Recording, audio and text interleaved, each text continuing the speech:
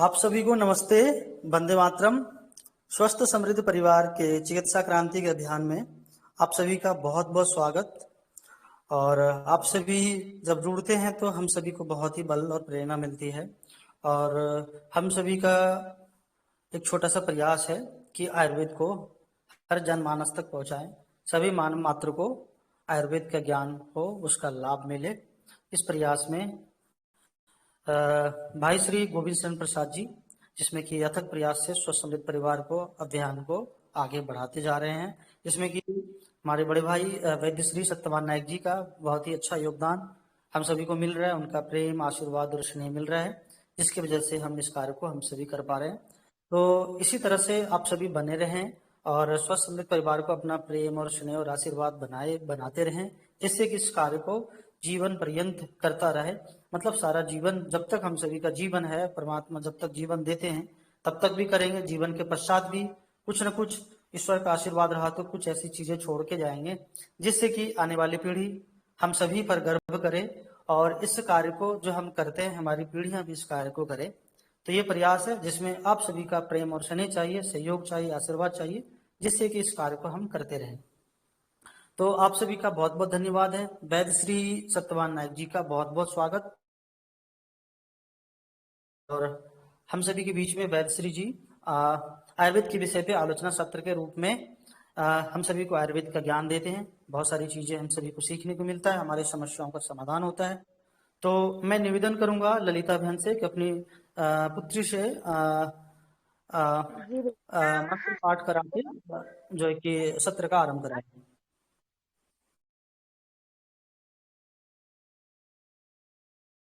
जी भैया, प्रणामः सभी को। ओम नमो भगवते वासुदेवाय धन्वन्तराय अमृतकलशस्ते सर्वभयविनाशनाय सर्वरोग निवारणाय त्रिलोकपाते त्रिलोकनिदाय श्री माँ विष्णु स्वरूपाय श्री धन्वन्तरी स्वरूपाय श्री श्री श्री औषध चक्र नयना स्वाहा। धन्यवाद। धन्यवाद। वंदे मातरम। नमस्ते। आयुर्वेद के भगवान धन्वंतरी भगवान को नमन करते हुए हम आयुर्वेद की चर्चा को आगे बढ़ाते हैं। हमारे जो आयुर्वेद की चर्चा रही थी, हम शरीर के क्रियाओं के ऊपर, हमारे शरीर में कैसे मतलब क्रियाएं होती है, या ये जो शरीर में क्रियाएं जो करते हैं उनमें मुख्य रूप से तीन दोष होते हैं, जो कि वो सही ढंग से व्यवस्थित रूप से काम करते हैं, अपनी क्रिया करते हैं तो उन्हें गुण कहा जाता है। यदि वो सही ढंग से व्यवस्थित रूप से नहीं करते तो उन्हें दोष कहा जाता है। तो उन तीनों जो दोष है, या तो गुण है, या तो कभी कभी मतलब सुश्रुत जी ने उसको उन तीनों को धातु भी कहा है, क्योंकि वो तीनों जो मतलब धारण भी करते हैं, जिनका नाम है वात पित्त कफ। तो बात पित्त कफ के विषय में हमारी चर्चा चल रही थी, तो बीच में हमने जल के विषय में थोड़ी चर्चा मतलब आरंभ कर दी, जो कि उसे मतलब अधूरा छोड़ दिया। और एक मतलब विषय में आज चर्चा करना चाहता हूँ, जो कि आज के समय में स्थिति के अनुसार, परिस्थिति के अनुसार, परिवेश और वातावरण के अनुसार परम आवश्यक है, वो जानना मतलब बहुत आवश्यक है।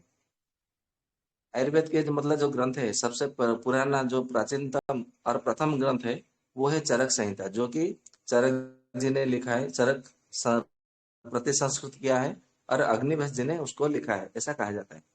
तो उसमें एक श्लोक है, ऐसा कहा गया है कि अभिवादनशीलस्यम नित्य वृद्धोपसेवनम चत्वारि तस्य वर्धन्ते आयुर्विद्या यशो बलम। ये श्लोक के विषय में आज हम थोड़े मतलब एक सत्य घटना को आपके सामने उपस्थापना करूंगा। जो ये सत्य घटना है, लगभग 4 वर्ष पहले की ये घटना है। आज मुझे ये स्मरण हो आया, तो मेरे मन में ये विचार आया, चलो आज ये घटना को सबके सामने उपस्थापना किया जाए, जिससे कि लोगों के मतलब बीच में मतलब आयुर्वेद के प्रति मतलब रुचि बढ़े। जो मतलब हमारे ऋषि मुनियों का जो मतलब ज्ञान है, परंपरा है, वो कैसे मतलब काम करता है। हम पहले पहले के मतलब जो लोग हैं वो कैसे स्वस्थ रहते थे, उनके आचार विचार कैसे थे, उनका व्यवहार कैसा था, और वो मतलब कैसे समृद्ध होते थे, निरोग कैसे जीते थे, और वो इतने आनंद में कैसे जीवन बिताते थे, उसके विषय में एक झांकी आज आपके सामने प्रस्तुत करते हैं। लगभग 4 वर्ष पहले एक औरत, एक महिला मेरे पास आई थी। उनकी आयु जो है लगभग 35 वर्ष की, 35 या तो 40, 35 से 40 के बीच की थी आयु। वो आए और मतलब प्रातः काल का समय था, लगभग 8-9 बजे का। वो आकर के बोले कि मतलब मेरे हाथ में, दाहिना हाथ में, राइट हैंड का मतलब थंब और इंडेक्स और मिडल, जिसको मतलब अंगूठा, तर्जनी और मध्यमा, ये उंगली मतलब बोलते हैं, ये 3 उंगली में मतलब मेरे बहुत दर्द कर रहे हैं। तो मैंने पूछा कि मतलब क्यों दर्द कर रहा है, कब से दर्द कर रहा है? तो बोले कि लगभग 10-12 दिन हो गए हैं दर्द कर रहे हैं, और दर्द जो है मतलब मतलब ठीक होने का नाम ही नहीं लेता है। और इसके लिए मुझे कोई उपाय बताइए, कोई घरेलू उपचार या तो जो भी हो, मतलब मुझे बताइए, मुझे इसको ठीक करना है। ये दर्द से मतलब मैं रात भर सो नहीं पाती हूँ, मैं खाना भी नहीं खा पाती हूँ, मतलब मैं इतना मतलब चिंतित हूँ कि मैं कुछ कर भी नहीं पाती हूँ ठीक से। मतलब मुझे ये जीवन जो है मरण तुल्य लगा है, मतलब इतना क्लेश भोगना पड़ रहा है। मैं बोला अच्छा, 10-12 दिन से मतलब ये पीड़ा है, तो आपने 10-12 दिन से कोई भी उपचार नहीं किया, कोई भी औषधि का सेवन नहीं किया? आजकल तो मतलब थोड़े 5 मिनट में कोई 1 मिनट भी नहीं दर्द सह सकता है, तो आपने 10-12 दिन तक कैसे चुप्पी मतलब साधी? तो उन्होंने कहा कि नहीं, मैं 10-12 दिन से चुप्पी नहीं साधी हूँ। मैं मतलब एलोपैथी की दवाई करवाई, इंजेक्शन भी लिया पेन किलर का, बहुत सारा गोलियां भी लिया, और मतलब घरेलू उपचार में अजवाइन, जीरा, ये सब मतलब जो जो मतलब जिन जिन लोगों ने जो जो बताया थे, मैंने वो सब मतलब किया। साथ में जो मतलब सहजन है, जिसको मधुशिग्रो भी बोलते हैं संस्कृत भाषा में, वो सहजन का मतलब छाल, और निर्गुंडी के पत्ते, और अजवाइन, ये सब मतलब बहुत सारे मतलब प्रयोग भी मतलब मैंने इसका लेप लगाया। अश्वगंधा की जड़ भी मतलब जो जो मतलब जो जिन जिन लोगों ने जो जो उपाय बताए, मैंने वो सारे उपाय कर डाले ये 10-12 दिन के भीतर। परंतु मेरा जो दर्द है वो थमने का, कम होने का नाम ही नहीं ले रहा है। तो कृपया करके मुझे बताएं और मुझे इस दर्द से छुटकारा दिलाए। तो मैं बोला क्या बात है, आपने मतलब इतने सारे मतलब दवाई करवा लिया, औषधि उपचार करवा लिया, परंतु आपका दर्द जो है वो ठीक नहीं हो रहा है। अच्छा, कितने दिन मतलब एलोपैथी का पेन किलर दवा मतलब दवाई ली, इंजेक्शन लिया? तो बोले कि मैं एक एक गोली, एक एक इंजेक्शन जो है सुबह में एक बार और शाम को एक बार लेता था, लेती हूँ, मतलब लेती थी, लगभग मतलब 1 सप्ताह तक लिया। और गोली जो है मतलब एक गोली भी मतलब ले लेना कोई, तो पेन तो मतलब धड़क से मतलब कम हो जाए, और वो कम से कम 7-8 घंटे तक, 10 घंटे तक सोता रहे। परंतु मैं गोली 3-3 गोली भी लिया उस समय, परंतु मेरा दर्द कम होने का तो छोड़ो, नींद भी नहीं आ रहा है। इतना सारा मतलब दर्द हो रहा है मेरे 3 उंगली में। मैं बोला ये मतलब क्या बात है, मतलब इतना सारा मतलब दर्द हो रहा है। मैं बोला चलो ठीक है। तो आयुर्वेद की एक प्रसिद्ध औषधि है, मतलब उसको पेन किलर तो नहीं कहा जाएगा, परंतु मतलब कोई भी कहीं पे भी मतलब दर्द हो, और किसी भी प्रकार का दर्द हो, तो दर्द समन करने के लिए उसको दर्द शामक, पीड़ा शामक की औषधि उसको कहा जाता है, जो कि सर्वश्रेष्ठ औषधि है, और वो स्वर्ण भस्म युक्त है, जिसका नाम है वात चिंतामणि रस। और एक औषधि आती है जो कि उसमें अफीम मिला हुआ मतलब आता है, और वो औषधि का नाम है वेदनांतक रस। तो सबसे पहले क्या क्या क्या किया गया उनको, बृहद बात चिंतामणि 2 गोली और वेदनांतक रस की 2 गोली उनको दिया गया कि आपको क्या करना है, शहद के साथ में ले लेना है, और बाद में थोड़ा गुनगुना दूध आपको पी लेना है खड़े होकर के। तो इसको सुबह में एक बार, और शाम मतलब दोपहर को एक बार, और रात को एक बार मतलब सेवन कर लीजिए। क्योंकि आपका जो मतलब पीड़ा है वो असहनीय है, आप मतलब सहन नहीं कर पा रही है। तो अभी दिन में 3 बार मतलब इसका सेवन कीजिए, फिर मतलब हमें 3 दिन के बाद में बताइए। तो 3 दिन के लिए वो दवाई औषधि ले गई। दिन में 3-3 बार, हमने तो दिन में 3 बार कहा था, परंतु उन महिला ने दिन में 4 बार मतलब सेवन किया। सुबह में एक बार, दोपहर में एक बार, शाम को एक बार, रात को एक बार। ऐसा मतलब दिन में 4-4 बार मतलब वो शहद के साथ में सेवन करते थे। फिर मतलब बाद में गुनगुना दूध भी मतलब पीते थे, और कुछ नहीं पीते थे। तो ऐसे में भी मतलब उनका जो मतलब हाथों की 3 उंगलियों का जो दर्द है, असहनीय पीड़ा है, वो बिल्कुल भी मतलब रत्ती भर भी उसमें कम नहीं हुई। तो वो फिर मतलब 3 दिन के बाद आई, बोले कि इसमें तो मतलब आपने मतलब इतना सारा मतलब दवाई, मतलब पैसे का मतलब दवाई दिया, क्योंकि बृहद बात चिंतामणि रस जो स्वर्ण भस्म युक्त है, तो कि बहुत मतलब महंगा आती है। तो इतना सारा मतलब महंगी औषधि दी, एलोपैथी वाले भी मतलब दिया, फिर भी मतलब मेरा दवाई जो है मतलब कम नहीं हो रहा है, क्या बात है? आप मतलब मुझे ऐसा कुछ बताइए जिससे कि मतलब मेरा दर्द शांत हो जाए। तो मैं भी मतलब विचार में पड़ गया, क्या बात है, मतलब इतना मतलब बृहद बात चिंतामणि देने के बाद भी, और वेदनांतक रस जो कि वेदना का अंत करने वाला है, और उसमें मतलब अफीम पड़ा हुआ है, ये दो दो करके मतलब सारा मतलब 8 गोली दिन में सेवन कर रहा है। उसको तो नींद आना चाहिए, नींद भी क्यों नहीं आ रहा है? तो मेरा मुझे कुछ समझ में नहीं आया। फिर मैंने सोचा कि मतलब आप एक काम कीजिए, आप अपने हाथों का, उंगलियों का एक्सरे करा लीजिए और किसी एलोपैथिक विशेषज्ञ से, जो कि मतलब हड्डियों का जो विशेषज्ञ है, आप उनसे मिलिए, शायद मुझे लगता है कि कुछ गड़बड़ है। तो बोले कि मैंने एक्सरे भी करा ली है, शायद मतलब एक्सरे करा ली, सीटी स्कैन करा ली, एमआरआई भी करा ली है। बोला एमआरआई की यहाँ पे क्या जरूरत है? बोला मैं अभी मतलब ये दर्द में सह नहीं पा रहा हूँ, इसलिए मतलब आपको पता नहीं होगा, मैंने 60,000 का मतलब खर्चा केवल ये मतलब इसकी मतलब जांच के लिए मैंने 60,000 रुपये खर्चा किया है। बोला क्या बात है, 60,000 रुपया केवल जांच करवाने के लिए?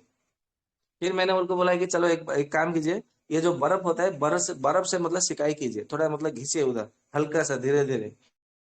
तो उधर मतलब कुछ होगा, हड्डियों में कोई समस्या होगी या तो कुछ होगा, सिराओं में, धमनियों में, तो जो है वो ठीक हो जाएगा। पहले मतलब बर्फ से सिकाई कीजिए, फिर मतलब हल्का गुनगुना पानी उसमें धार डाले, मतलब उंगलियों के ऊपर।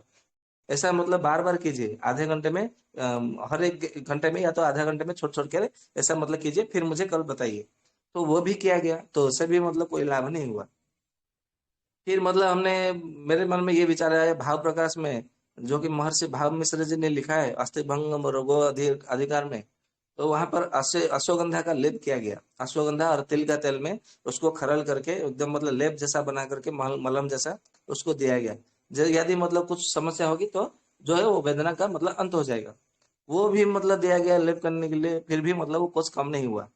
तो फिर मतलब मैंने अपने हाथ दोनों को खड़े कर दिए, बोला माझी अभी मुझे क्षमा करो, मैं मतलब अभी मतलब मेरे से जितना हो सकता था, जितना ज्ञान था मैंने किया। अभी आप मतलब कोई स्पेशलिस्ट से जाकर मिलिए, हो सकता है तो आप कहीं भी जाइए, लेकिन मेरे से मतलब अभी मुझसे नहीं होगा। तो वो बाद में चले गए। आपको मतलब विश्वास नहीं होगा, वो 2 लाख रुपए हाथ में लेकर के, साथ में, वो यहाँ से मतलब दूर है, आंध्र प्रदेश, विशाखापट्टनम, जो कि हमारे उड़ीसा में मतलब सबसे उड़ीसा के आसपास मतलब जितने सारे राज्य के हैं, वो सब विशाखापट्टनम में जाते हैं, क्योंकि वहाँ पे अच्छी स्वास्थ्य सेवा मिलते हैं, ऐसा करके। तो वो 2 लाख रुपया मतलब कहीं से उधार लिया या कुछ किया पता नहीं, वो 2 लाख रुपया हाथ में लेकर के, साथ में लेकर के, वो अपने पति के साथ में विशाखापट्टनम की, विशाखापट्टनम में भी मतलब देखकर सारे मतलब आश्चर्य में पड़ गए कि इसको तो कुछ हुआ नहीं है, फिर दर्द क्यों हो रहा है, ये समझ में नहीं आ रहा है। तो फिर वो मतलब वहां पे 30-40 रुपए, 1,000 रुपया खर्चा हुआ, सारे मतलब जांच किए, कुछ हुआ नहीं है। फिर मतलब कुछ उनको लगा कि ये गैस्ट्रिक की समस्या होगी, या तो फिर कोई विटामिन की कमी होगी। तो उन्होंने कैल्शियम, विटामिन बी कॉम्प्लेक्स और vitamin C, vitamin A, vitamin D, ये सारे का सारा विटामिन दे दिया, फोलिक एसिड, एमिनो एसिड और गैस्ट्रिक की गोली, ये सब मतलब दे दिया, और नींद की गोली भी उनको साथ में दे दिया। बोले कि आप ये इसको मतलब सेवन कीजिए 1 महीने तक, फिर हमारे पास आइए। नहीं, गलती से 15 दिन के लिए दिया, 15 दिन के बाद में फिर हमारे पास आइए, ऐसा बोल के उनको विदा कर दिया। वो आई, 15 दिन के बाद में सेवन किया, कुछ भी मतलब फर्क नहीं पड़ा। मतलब जब तक वो उस औषधि का सेवन करते थे, 2-3 घंटे के लिए पीड़ा से राहत मिलती थी, 2-3 घंटे के बाद में फिर से वही मतलब पीड़ा हो जाती थी। तो उससे क्या होता था, वो मतलब खा नहीं पाते थे, पी नहीं पाते थे, सो नहीं पाते थे, उसको मतलब कुछ अच्छा नहीं लगता था, मतलब एकदम मतलब टेंशन टेंशन चिंता से वो सड़ी जा रही थी। ऐसा मतलब 1 महीना और निकल गया। 1 महीने बाद में फिर आके एक बार मतलब रोने लगी वो महिला, कि मतलब मुझे जीने को इच्छा नहीं होती है, वो मतलब मैं बहुत पश्चाताप से मतलब जी रही हूँ, ऐसा। तो मैंने पूछा मतलब पश्चाताप से क्यों मतलब जी रही हो? तो बोले कि मतलब मेरा जब मतलब हाथ का ये 3 उंगली, अभी ये बात को 2 महीने हो चुके हैं, मतलब मेरा दर्द ठीक नहीं हो रहा है। क्या मतलब दुनिया में मतलब कोई इलाज नहीं है, कोई उपचार नहीं है क्या? मतलब कोई भी रोग का मतलब ऐसा, कैंसर भी ठीक कर देते हैं, कोई कोई बोलते हैं कि आयुर्वेद के गोमूत्र से कैंसर ठीक हो जाता है। मेरा 3 उंगली का दर्द ही नहीं ठीक पा रहा है कोई भी औषधि, मतलब कोई भी वैद्य। तो मैं थोड़ा वहां पे विचार में पड़ गया, और मनोमन भगवान धनवंतरी को मतलब स्मरण किया कि हे भगवान, कोई बुद्धि दीजिए हमें या तो कोई प्रेरणा दीजिए, क्योंकि मतलब मनुष्य, हम तो मनुष्य ठहरे, हमारे पास मतलब जितना हम पुस्तकों में पढ़ते, या तो गुरुजनों से, या तो कहीं से मतलब ऐसा बड़े बड़े वैद्यों से जो सुनते हैं या समझते हैं, जो शिक्षा ग्रहण करते हैं, उसी के आधार पर हम आगे बढ़ते हैं। तो हमारी बुद्धि कितना होता है, मतलब बहुत तुच्छ मतलब बुद्धि होती है, क्षुद्र बुद्धि होती है। तो हम भगवान का मतलब स्मरण करने बाद में, वो लेकिन वहां पे मतलब रोती हुई वो बैठी रही, मतलब गई नहीं। मैंने भी मतलब उसको कुछ बोला नहीं कि जाओ या मतलब मत रो, ऐसा नहीं कहा, क्योंकि चरक संहिता में मतलब आयुर्वेद में ऐसा कहा गया है कि कभी भी कोई रोता है या रोती है, तो उसको कभी नहीं बोलना चाहिए कि मतलब मत रो, क्योंकि उसको मतलब जो आंसू जो बहते हैं, यदि उसको मतलब आंसुओं के मतलब जो बहते हुए आंसुओं को जो रोक लेता है, फिर उससे क्या होता है, आलोचक पित्त बिगड़ जाता है और बोधक कफ विकृत हो जाता है। जैसे आंखों के रोग, मस्तिष्क के रोग, बीपी, मतलब स्नायुगत दुर्बलता, मतलब बहुत सारे मतलब ऐसे रोग उत्पन्न हो जाते हैं। और मतलब अनिद्रा की भी मतलब रोग मतलब होते हैं। तो मैंने उसको मतलब बोला नहीं महिला महिला को कि मत रो, ऐसा मतलब नहीं कहा। तो फिर मतलब आधा घंटा निकल जाने बाद में फिर मतलब मेरे मन में, हो सकता है ये भगवान धन्वंतरि जी का मतलब प्रेरणा है, या तो फिर मतलब पता नहीं क्यों मेरे मन में ये प्रश्न आया, अच्छा तुम्हारे घर में कितने लोग हैं, ऐसा मैंने पूछा। तो ये सत्य घटना है, मतलब मैं आपको जो जैसा ज्यों का त्यों मतलब जो घटना घटित हुई थी, वो मैं वैसा का वैसा ही मतलब मैं आपके सामने उपस्थापना कर दूं। और क्यों मतलब मैं आपके सामने ये बता रहा हूँ आपको, अंत में, इसके अंत में आपको समझ में आ जाएगा। तो मैंने उनको पूछा कि आपके घर में कितने लोग हैं, कौन कौन लोग हैं। तो उन्होंने कहा कि मैं हूँ, मेरे पति है, और मेरे दो लड़कियां हैं और एक बेटा है, और मेरी सासू माँ है। बस हमारे घर में इतने ही लोग हैं। तो मैंने पूछा कि मतलब आपके घर में जो आर्थिक स्थिति वो कैसा है। तो बोले कि ठीक ठाक है, हम किसान लोग हैं, खेती बाड़ी करते हैं, और मतलब 12 महीना हमारे खेती बाड़ी करते हैं। धान की खेती करते हैं, तिल की खेती करते हैं, मूंग की खेती, उड़द की खेती, और चने का भी खेती करते हैं। और मतलब सालों साल मतलब ये सब्जी साग भाजी की भी मतलब खेती करते हैं। तो हमारा मतलब आर्थिक स्थिति एकदम सचल है, कोई दुर्बल नहीं है, हम मतलब गरीब भी नहीं है और धनिक भी नहीं है, मतलब मध्यम वर्ग है। तो मैंने पूछा मतलब आपके पति के साथ आपका मतलब संपर्क संबंध कैसा है। बोले बहुत अच्छा है, मैं तो मतलब दुनिया की सबसे मतलब सौभाग्यशालिनी हूँ, सौभाग्यवती हूँ, जो कि मतलब मैं इतना अच्छा पति पाया हूँ। बोले आपका पुत्र और पुत्रियां कैसी है। बोले बहुत अच्छे हैं, मतलब मन लगा कर पढ़ाई करते हैं, ऐसा वैसा। मैं जब मतलब ऐसा मतलब देख रहा था, उन महिला के आंखों में वो भाव देख रहा था, कि जब वो मतलब मैं उनके परिवार के विषय में पूछता था, तो उस समय मतलब जो अपने हाथों को जो दर्द के मारे छटपड़ा रही थी, तड़पड़ रही थी। तो उस समय मतलब मैंने देखा कि वो अपने उंगलियों को फिर दबा के नहीं बात कर रही थी। मतलब मैं उसके परिवार के विषय में जब बात करता था, तो उसका मानो कि उसको मतलब थोड़ा राहत मिलती थी, उसको मतलब पीड़ा से मुक्ति मिलती थी। ऐसा मैंने ऐसा आभास हुआ और अनुभव किया। तो मैंने उसके परिवार के विषय में और थोड़ा मतलब अधिक मात्रा में प्रश्न मतलब पूछना जारी किया, मतलब जारी किया। तो मुझे मैंने कहा कि अपने परिवार के विषय में बताइए, कि मतलब क्या है, कैसे सब ठीक ठाक तो है, कुशल मंगल तो है, आपकी सासू माँ कैसी है, आपके पति को कोई रोग तो नहीं है, ऐसा मतलब वगैरह वगैरह पूछा। फिर मतलब पूछा कि और कोई भी स्त्री होती है ना, उनकी माता जी के विषय में, अपने भाई के विषय में, पिताजी के विषय में, या तो उनकी मतलब बहन के विषय में यदि थोड़ी प्रशंसा करो या तो पूछो, तो बड़े मतलब खुश होते हैं, प्रसन्न होते हैं। ये महिलाओं की मतलब एक स्वाभाविक है। तो मैंने पूछा अच्छा ये तो तुम्हारे ससुराल की बात है, तुम्हारे माताजी पिताजी कैसे है, मतलब कहाँ है तुम्हारे माताजी का गाँव, और ये ससुराल में मतलब कैसे विवाह हुआ, ये मतलब थोड़ा थोड़ा मतलब विषय पूछा। तो ऐसा लगा जैसे मतलब दर्द से एकदम मतलब मुक्त हो गया था। मतलब उसको कोई दर्द कुछ हुआ ही नहीं था, जैसे मतलब वो तो दर्द से छटपटा रही थी 2 महीने से, ऐसा लगा था कि मतलब दर्द उसको था ही नहीं। ऐसा मतलब मैंने अनुभव किया। तो मैंने पूछा, मतलब जैसे ही पूछा वो बड़े चाव से मतलब बड़े प्रसन्नता से खिल उठी, और धीरे धीरे अपनी मतलब सारी बात वो कह सुनाई। तो अंत में मुझे ऐसा लगा कि फिर मतलब मैंने पूछा कि अच्छा आपकी मतलब सासू माँ से आपके मतलब कैसा संबंध है। तो बोले कि हाँ ठीक है चलेगा। तो यहाँ पे मुझे मुड़ा ये बात थोड़ा खटकी। बोला सारे मतलब सारे संबंधों में तो बोला बहुत अच्छा है, बहुत अच्छा है।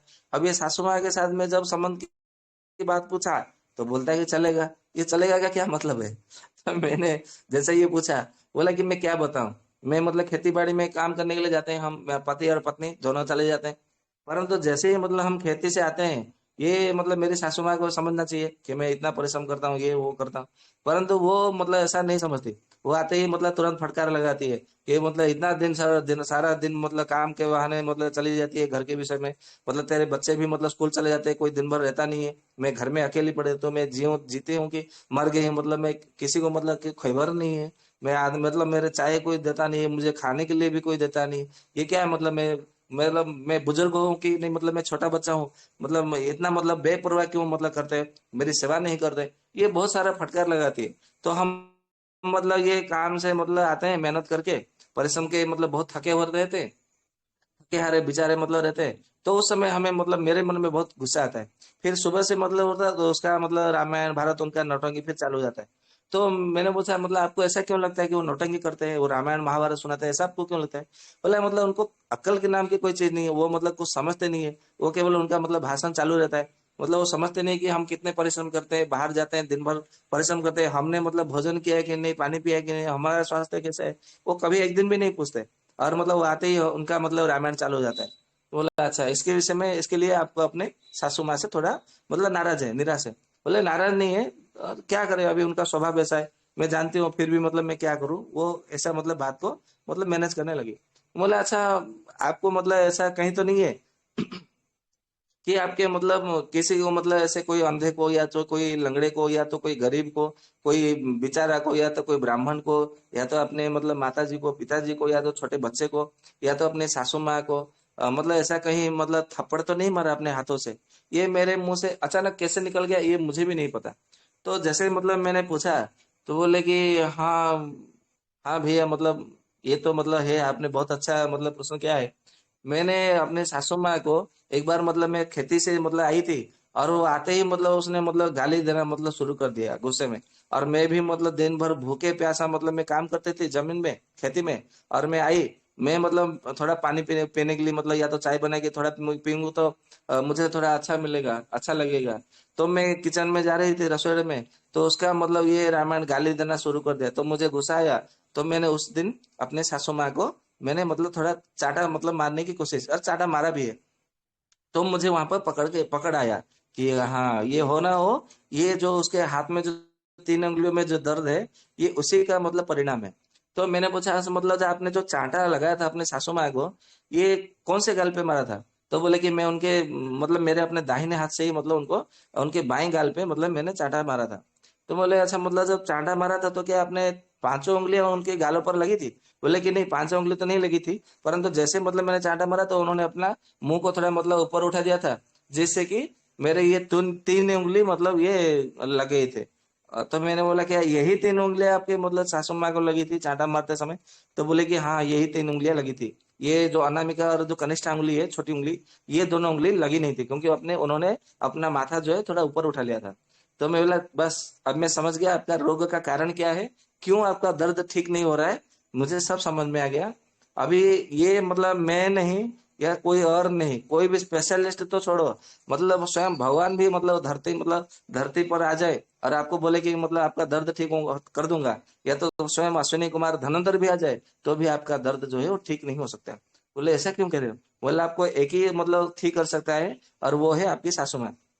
आपको क्या करना है, अपने सासू माँ के पास जाना है, और उनके पैरों पर मतलब गिर कर का क्षमा मांगना है कि मतलब मैंने जो ये मतलब उस दिन आपको मतलब मारा था, वो मेरी भूल थी, और मुझे कृपया क्षमा कर दीजिए। तो जैसे ही मतलब वो आपको क्षमा कर देंगे, आपका दर्द हो जो है वो तुरंत मतलब ठीक हो जाएगा। और मुझे कल आके फिर बताना। तो मतलब वो घर पे गई। बोले ऐसा हो सकता है?" बोले हाँ, आप प्रयास तो कीजिए। तो अपने घर पे गई। घर पर गई और अपने सासू माँ को मतलब ये रोने लगी, पैरों में मतलब गिर करके पकड़ करके। तो वो सासू माँ भी मतलब पिघलने लगी, क्योंकि जो मतलब माएँ होती है, वो बहुत मतलब दयार्द्र चित्ता होती है, करुणामयी ममतामयी होती है। तो वो मतलब बहुत पिघल गई, दया से मतलब हृदय पिघल गया। बोले कि क्यों रो रही है? बोला नहीं, मैंने बहुत बड़ा पाप किया है, ये बोली। क्योंकि दूसरे दिन मतलब मुझे आके बताई कि मैंने जैसा आपने कहा था मैंने वैसा ही किया। और जैसे ही मतलब उन्होंने मतलब मैंने उनके चरणों में गिर पड़ा, और उनके चरणों पैरों को पकड़ करके रोने लगी। तो उन्होंने पूछा कि मतलब क्यों रो रही है? तो मैंने पूछा, मैंने बोला कि आपको मतलब मैंने चाटा मार दिया था उस दिन क्रोध से। बोला हाँ, तूने उस दिन मारा था, मेरा अभी तक वो गुस्सा शांत नहीं हुआ है। और मतलब मैं अभी भी मतलब मैं ठीक से खा नहीं पा रही हूँ, सो नहीं पा रही हूँ नींद में। मुझे अच्छा नहीं लग रहा है, मुझे ऐसा लग रहा है कि मैं जाए कहीं चला जाऊं, पागल की तरह मुझे लग रहा है। तो सासू माँ ने भी मतलब इसको मतलब बहू को कह सुनाया। तो इसके बाद मतलब ये समझ गई कि हाँ, मतलब उन्होंने मतलब जो सत्यवान जी ने जो कहा था वो सही था। तो बोले कि अभी मुझे माफ कर दीजिए, मैं ऐसा नहीं करूंगी। तो बोले कोई बात नहीं, तू मेरी बेटी जैसी है। फिर वो मतलब अपने सास बहु में फिर वो दोनों मतलब आपस में मिल गई। तो एक आध घंटे के बाद में उनके जो 3 उंगलियों में जो दर्द था, वो अचानक कैसे गायब हो गया, मतलब छुमंतर हो गया, पता ही नहीं। वो दूसरे दिन जैसे ही मतलब मुझे आई, मेरे पास आई, तो मुझे बोला कि आपका मतलब जो कहना जो जो है वो सत्य है। क्योंकि मेरा अभी तक मतलब मैं कल पहली बार 2 महीने बाद में शांति से चैन से सो पाई हूँ, और लगभग 8-9 घंटा सो पाई हूँ। और एक ही नींद में मतलब मेरा सुबह मतलब मेरा आंख खुला है। और मेरा मतलब मैं सुबह मतलब मैंने खाना भी बनाया और भोजन भी किया है, और मेरे सासू माँ को भी बहुत अच्छे से खिलाया है। और मेरे सासू माँ ने आज मुझे अपने बच्चे की तरह, बेटी की तरह मुझे खाना भी खिलाया है। और मैं अब हम दोनों मतलब बहुत मतलब बैठ करके कल रात लगभग 9-10 बजे तक बैठ करके छत के ऊपर हम सासू माँ बहू मतलब बातें की, बहुत सारे बातें किए। और बहुत अच्छा लगा, ऐसा लगा कि ये मेरा ससुराल नहीं, मेरा अपना मायका है, ऐसा मुझे अनुभव हुआ। और मतलब मेरे हाथ में दर्द नहीं है। तो बोला अच्छा, तो इतने सारे आपने कितने सारा खर्चा किया है? तो उन्होंने मतलब हिसाब जोड़ के बताया कि 1,95,000 रुपया मतलब मेरा खर्चा हुआ है। बोला अच्छा, जो 1,95,000 रुपया खर्चा किया, क्यों किया? केवल एक के मतलब गलती के कारण, एक भूल के कारण। वो भूल आपने क्या किया? सबसे पहले क्रोध से वशीभूत हो गए। क्रोध के वशीभूत होने के बाद में आपका जो ज्ञान है, बुद्धि है, वो नष्ट हो गया। विवेक जो है वो हरा बैठे, मतलब खो दिए। फिर आपने मतलब अचानक मतलब अच्छे बुरे का ख्याल नहीं रहा, और आपने क्रोध में वशीभूत होकर के पित्त के कारण आपने चांटा लगा दी। और किसको चांटा लगाई? अपने बुजुर्ग को, जो कि मतलब ये जोड़े मतलब जो पित्त पैतृव्य कहलाते हैं, उनको मारा। तो चरक संहिता में सबसे पहला जो मतलब खंड है, पहला अध्याय, उसमें एक श्लोक आता है कि अभिवादनशीलस्य, मतलब जो बड़े होते हैं उनका नमस्कार करे, उनका अभिवादन करे, उनको सम्मान दे। शील से मतलब कभी भी कितने भी मतलब कोई भी परिस्थिति हो, अपना सदाचार जो शिष्टाचार होता है, आचार होता है, उसको कभी भी न छोड़े, कभी भी उसका परित्याग न करे। और ऐसा कहा है कि नित्य वृद्धोपसेवनम, अपने जो अपने से जो बड़े होते हैं, जो माता होते हैं, पिताजी होते हैं, या तो सासू होते हैं, ससुरा होते हैं, या तो मामा मामी मौसा मासी, फुआ मतलब फुई जो होते हैं, भाभी, बड़े भैया, जो मतलब जो बड़े होते हैं, उनको मतलब उनकी सेवा करे। सेवा का अर्थ नहीं कि उनको मतलब चरण दबाते रहो, मतलब पैरों में गिर जाओ, ऐसा नहीं। सेवा मतलब मानसिक भाव से सेवा कीजिए, शारीरिक से जितना हो सके उतना सेवा कीजिए, उन्हें प्रसन्न रखने की चेष्टा कीजिए, उन्हें स्वयं मुस्कुराते रहिए, उनको भी मतलब प्रसन्न रखिए। तो ये मतलब सेवा है। उनको मतलब खाने पीने के विषय में केवल पूछिए कैसे हैं, वो पूछिए, इतने से मतलब सेवा हो गई। ऐसा नहीं कि मतलब केवल मतलब पैरों को दबाना, ये सेवा नहीं है। तो ये करना है। तो ऐसा मतलब कहा है कि चत्वारि तस्य वर्धन्ते, जो ये काम करते हैं उसके प्रतिदिन नित्य निरंतर 4 द्रव्य बढ़ते हैं, 4 चीज बढ़ते हैं। वो क्या है? सबसे पहली बात है कि आयु बढ़ती है, विद्या बढ़ती है, यश बढ़ता है, और बल की प्राप्ति होती है। तो ये सत्य घटना था, जो कि मतलब मैंने अपने जीवन में ये सत्य घटना को मैंने अनुभव किया था। तो आज मुझे स्मरण हो आया, जिसके कारण मैं ये कहानी जो है आपके सामने उपस्थित किया है।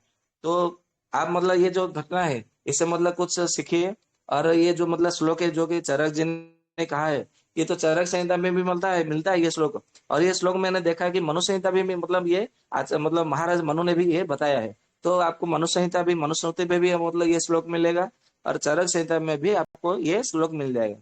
तो कृपया करके ये श्लोक का अनुसरण करें, अनुकरण करें, पालन करें, जिससे भी मतलब बहुत सारे मतलब रोगों से आपको छुटकारा मिल सकता है। तो आज कब देखेंगे कि ये आयुर्विद्या यशोबल मतलब कैसे मतलब होता है। आयु का मतलब हमने पहले भी कहा था कि गर्भ धारण से लेकर के फिर जन्म होना, फिर बड़े होकर के फिर मृत्यु को प्राप्त होना, ये आयु है। जन्म से लेकर जो मृत्यु तक है वो जीवन है। परंतु आयु जो है गर्भ धारण मतलब माता के गर्भ में रहने से लेकर के मतलब मृत्यु तक, ये आयु है। तो ये आयु जो है दीर्घायु होगा, और बहुत अच्छा मतलब सुख कर आयु और हित कर आयु होगा। ये मतलब एक लाभ होगा। दूसरा होता है विद्या। विद्या का मतलब अर्थ है कि हम लोग मतलब क्या समझते हैं आज के मतलब लोगों में, कि हमने थोड़ी पढ़ाई की, 10वीं कक्षा की, डिग्री किया, ग्रेजुएशन, पोस्ट ग्रेजुएशन, ये मतलब कर लिया, ये विद्या नहीं है। विद्या का अर्थ है, ऐसा मतलब कहते हैं कि सा विद्या या विमुक्त है, या विद्या ददाति विनय, मतलब विद्या को ऐसे मतलब कहा गया है कि जो विद्या आपको धन के उपार्जन करने में आपको सहायक हो, वो विद्या है। जैसे मान लीजिए कि कोई बढ़ई है, तो क्या करते हैं, वो लकड़ी का काम करते हैं, दरवाजा बनाना, खिड़की बनाना, या तो गेट बनाना, ये जो काम करते हैं वो विद्या है। क्योंकि वो काम करने से उनको धन की प्राप्ति होती है। वैद्य लोग भी मतलब वो चिकित्सा करते हैं और औषधियों का निर्माण करते हैं, तो वो उनकी विद्या है। जैसे मतलब कोई खेती करता है किसान, तो वो उसकी विद्या है। तो दर्जी कपड़ा सीता है, तो वो उसकी विद्या है। मतलब जो जिसका मतलब कर्म करते करके मतलब जो मतलब फास्ट फूड या तो बाहर भी मतलब फल सब्जी बेचते हैं, तो बेचने की वो भी मतलब एक प्रकार की कला होती है, विद्या होती है। तो जिससे मतलब अपना घर का गुजारा चलता है, या तो परिवार चलाते हैं, जिससे मतलब रोजगार धन की प्राप्ति होती है, वो विद्या होती है। तो आप ये एक मतलब 3 काम कीजिए, तो आपको विद्या मतलब कभी भी पैसों की कमी नहीं होगी, कभी भी घर में मतलब ये जो बोलते हैं ना बरकत नहीं होती, पैसों की कमी आती है, या तो फिर हमें रोजगार नहीं मिलता। रोजगार कहाँ से मिलेगा? आजकल कोई भी बच्चा अपने माता पिता को कभी प्रसन्न नहीं रहते, कभी बड़ों का आदर नहीं करते करते कभी सम्मान नहीं करते दूसरों को। और आयुर्वेद में एक जगह कहा है कि माता पिता गुरु देवता और ब्राह्मण और गाय माता, जो गौ माता होता है, जो इन 6 जनों को मतलब जो असम्मान करता है, जो सम्मान नहीं देता, आदर नहीं करता, भक्ति नहीं करता, उन्हें कभी भी विद्या की प्राप्ति नहीं होती है। ये मतलब आयुर्वेद में भी मतलब कहा गया है। तो आजकल ये देखने को नहीं मिलता है, इसलिए भी मतलब सारे संसार में बेरोजगार की मतलब लाइन, लंबी लाइन लगी हुई है एकदम। मतलब कि हर किसी को पूछो बोलता है कि रोजगार नहीं है, रोजगार नहीं है। तो कहाँ से रोजगार आएगा? मतलब जो रोजगार का जो मूल सूत्र है, उस सूत्र को ही आपने मतलब कभी समझा नहीं, कभी उसे अपने जीवन में नहीं अपनाया, तो रोजगार कहाँ से मिलेगा? ये मतलब कीजिए जिससे कि आपको विद्या की प्राप्ति हो, और उसी विद्या से आपको धन की प्राप्ति होगी, रोजगार की प्राप्ति होगी। फिर आता है यश। यश मतलब कैसे मिलेगा? आप चाहते हैं कि मतलब आपके कोई टीवी पे आ जाए, यूट्यूब पे कोई मतलब आपका चैनल मतलब कर देंगे, या तो गूगल में आपका प्रसारण कर देंगे, या तो अखबार में छा जाएंगे तो आपको यश प्राप्ति होगी? ऐसा नहीं है। आपको यश प्राप्ति मतलब कहाँ से होगा? अब मतलब मान लीजिए आप मतलब बहुत अच्छे हैं, आपके घर में कोई भी मेहमान आए, या तो अड़ोस पड़ोस में आपकी जो माता है, पिता है, या तो भैया भाभी, मामा मामी जो है ना, वो अपने मतलब सबको बताएंगे, मेरा बेटा सबसे अच्छा है, मेरा बेटा ये है, मेरा बेटा वो है, मेरी बेटी वो है। ये जब मतलब चारों ओर बोलते हैं ना, तो इससे मतलब ये सबके लोगों के ऊपर ये मतलब एक छाप छोड़ जाता है कि हाँ ना, ये बहुत अच्छा है। उसकी माँ इतनी मतलब तारीफ कर रही थी, उसकी सासू माँ ये बहू की मतलब बहुत तारीफ कर रही थी, उसकी दामाद का वो सासू ससुरा बहुत तारीफ करते थे, उसके भांजा भांजे की मामा मामी बहुत तारीफ करते थे, प्रशंसा करते थे। तो प्रशंसा करते थे तो निश्चित रूप से वो बहुत अच्छा ही होगा। तो ऐसे माध्यम से आपका यश मतलब फैलता है। तो ये मतलब आपको यश प्राप्ति होगा। और बल, बल यानी कि मानसिक जो बल होता है, मनोबल, उसकी प्राप्ति होती है। शारीरिक बल नहीं। शारीरिक बल तो हम जिम जाकर भी शारीरिक बल मतलब उत्पन्न कर देते हैं, परंतु मनोबल जिनका क्षीण हो गया है, लीन हो गया है, तो उससे शारीरिक बल भी मतलब क्षीण हो जाता है, और वो रोग में ग्रसित हो जाते हैं। आजकल मतलब हर कोई जिम जाते हैं, ये कसरत करते हैं, कराटे सीखते हैं, जुडो कराटे बॉक्सिंग ये सब करते हैं, परंतु बाद में क्या होता है, वो रोग से मतलब अचानक मतलब हार्ट अटैक हुआ, तो वहीं पे ढूस हो जाते हैं, वहीं पे गिर जाते हैं। ऐसा क्यों होता है? क्योंकि उनका जो मनोबल है, उनका मन अस्थिर रहता है, स्थिर नहीं रहता। मस्तिष्क शांत नहीं है किसी का भी, और हृदय जो है किसी का भी मतलब सही नहीं है, हृदय को बल नहीं मिला है। तो जिनका मतलब मनोबल दृढ़ रहता है, उनका हृदय बल भी दृढ़ रहता है। तो शारीरिक बल से कोई लेना देना नहीं है। यदि आपका मनोबल दृढ़ है, तो शारीरिक बल भी आपको अपने आप मतलब प्राप्त हो जाएगा। तो केवल ये श्लोक का मतलब अर्थ समझिए, औरों को भी समझाइए, और ये आयुर्विद्या यशोबल की प्राप्ति कीजिए। तो ये मतलब मैंने आपको बताने की इच्छा हुई थी, तो ये मैंने बता दिया। तो इसमें मतलब जो सच्चाई थी वही मैंने बताया, उसमें कोई मैंने ऐसा नहीं कि मैंने हवा में कोई बात की है, ऐसा नहीं है। तो आप औरों को भी बताइए, और आयुर्वेद का नियमों का पालन कीजिए। तो अभी मतलब 8:50 होने जा रहे हैं, तो आपके मन में कोई प्रश्न है, शंका है, या कोई किसी का कोई समस्या है, तो उपस्थापना करें। हम यथाशक्ति अपने जितना ज्ञान के अनुसार उसे देने का प्रयास करते हैं। वंदे मातरम। गुरुजी मैं ये पूछना चाहता हूँ, जैसे एक तो होती है किसी के लिए दुआ करना, और एक दूसरे को किसी को कोसना, तो क्या वो भी काम करता है किसी के ऊपर? अगर कोई किसी के बारे में गलत सोचता रहे लगातार, उसकी इच्छाएं ऐसी हों कि इसका बुरा हो जाए, ये सब क्या ऐसा भी कुछ होता है क्या? हाँ जी, ये बिल्कुल सही में आपने जो कहा है वो सत्य है। ऐसा होता है। यदि कोई आपके विषय में मतलब बार बार ये मतलब कहता है, मतलब बोलते हैं ना कि यदि को मतलब किसी को भी हृदय को ठोस लगने वाली मतलब ठेस पहुंचाने वाली बात मत करो, मर्म को भेदने वाली बात मत करो। ऐसा मतलब क्यों कहा है शास्त्रों में? मनु संहिता में भी मतलब महाराज मनु ने कहा है, और याज्ञवल्क्य संहिता में, हरि संहिता में, दक्ष संहिता में, नारद संहिता में ऐसा क्यों कहा है? दबल संहिता में भी मतलब यही बात कही है। और महर्षि पराशर ने भी यही बात कही है, किसी को मर्म भेदने वाला बात मत कहो। और आयुर्वेद में भी मतलब यही बात कहा है। तो इसका क्या अर्थ है, क्या रहस्य है? और आपको एक बात बता, जो ज्योतिर्वेद में भी मतलब आप देखेंगे, जो कि बृहद संहिता है, वहीं पर में भी मतलब एक बात में मतलब कहा गया है कि यदि आप चाहते हैं कि शनि राहु केतु और मंगल, ये 4 ग्रहों से आप मतलब मुक्त प्रसन्न करना चाहते हैं, और ये 4 ग्रहों की दशा से थोड़ा मतलब मुक्त होना चाहते हैं, तो आपको बड़ों की सेवा करनी है, बड़ों का आदर करना है। और ये सबको, और विशेष करके जो अपंग होते, उनकी भी मतलब उनको प्रसन्न करना है। उनको, हर किसी को, जो कोई मतलब अंधे होते हैं, भिखारी होते हैं, जो मतलब गाय होती है, रोटी मतलब कुत्ता होते हैं, और जो कपोत होते हैं, कौवा होते हैं, उनको लिए भी मतलब खाने पीने की व्यवस्था कीजिए। चींटियों के लिए भी मतलब खाने पीने की व्यवस्था कीजिए। तो आप शनि, राहु, केतु, मंगल ये सारे ग्रहों से भी मतलब छुटकारा मिल सकता है। तो ये जो मतलब किसी को मर्म भेदने वाली बात बोलते हैं, तो उसको जब मतलब मर्म में मतलब एक आहट होती है, तो वो आपका मतलब बद्दुआ मिलता है ना, तो उसके लिए मतलब आपके लिए अभिशाप बन जाता है। तो आज नहीं तो कल तो आपको निसंदेह उसका फल भोगना ही पड़ेगा। तो यदि कोई आपको आशीर्वाद देता है तो भी उसको फल मिलता है, कोई अभिशाप देता है तो भी उसका फल आपको भोगना ही पड़ता है। ये संसार का नियम है।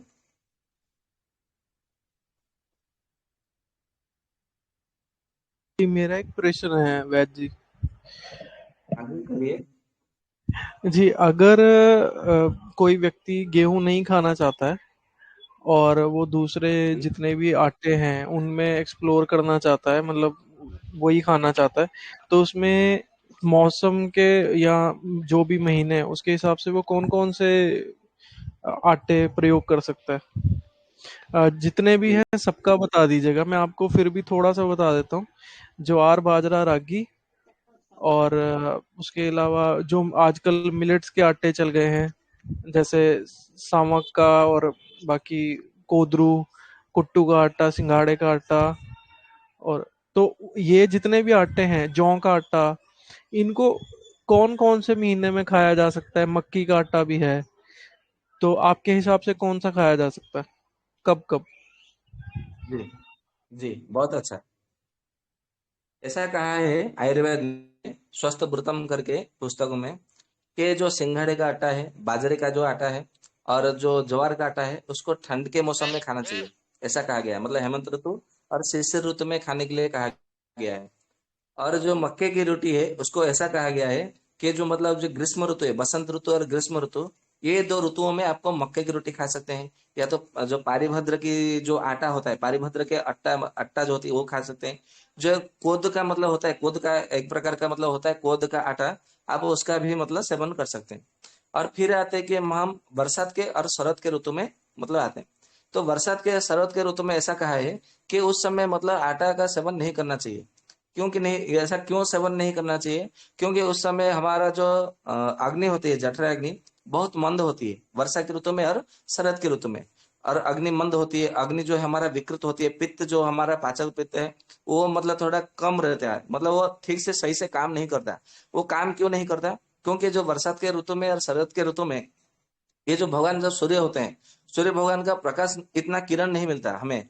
तो हमारा जो जठराग्नि है सीधा सा मतलब जो है वो भगवान सूर्य से संबंध रखता है।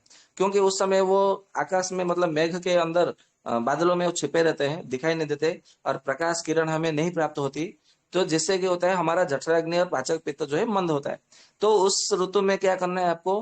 मांडिया का सेवन कर सकते हैं, या तो फिर जो मतलब ये होता है मूंग दाल की खिचड़ी का आप सेवन कर सकते हैं। पुराना जो चावल होता है उसका मतलब आप सेवन कर सकते हैं। या तो जो पारिभद्र होता है, पारिभद्र का आटा आप सेवन कर सकते हैं।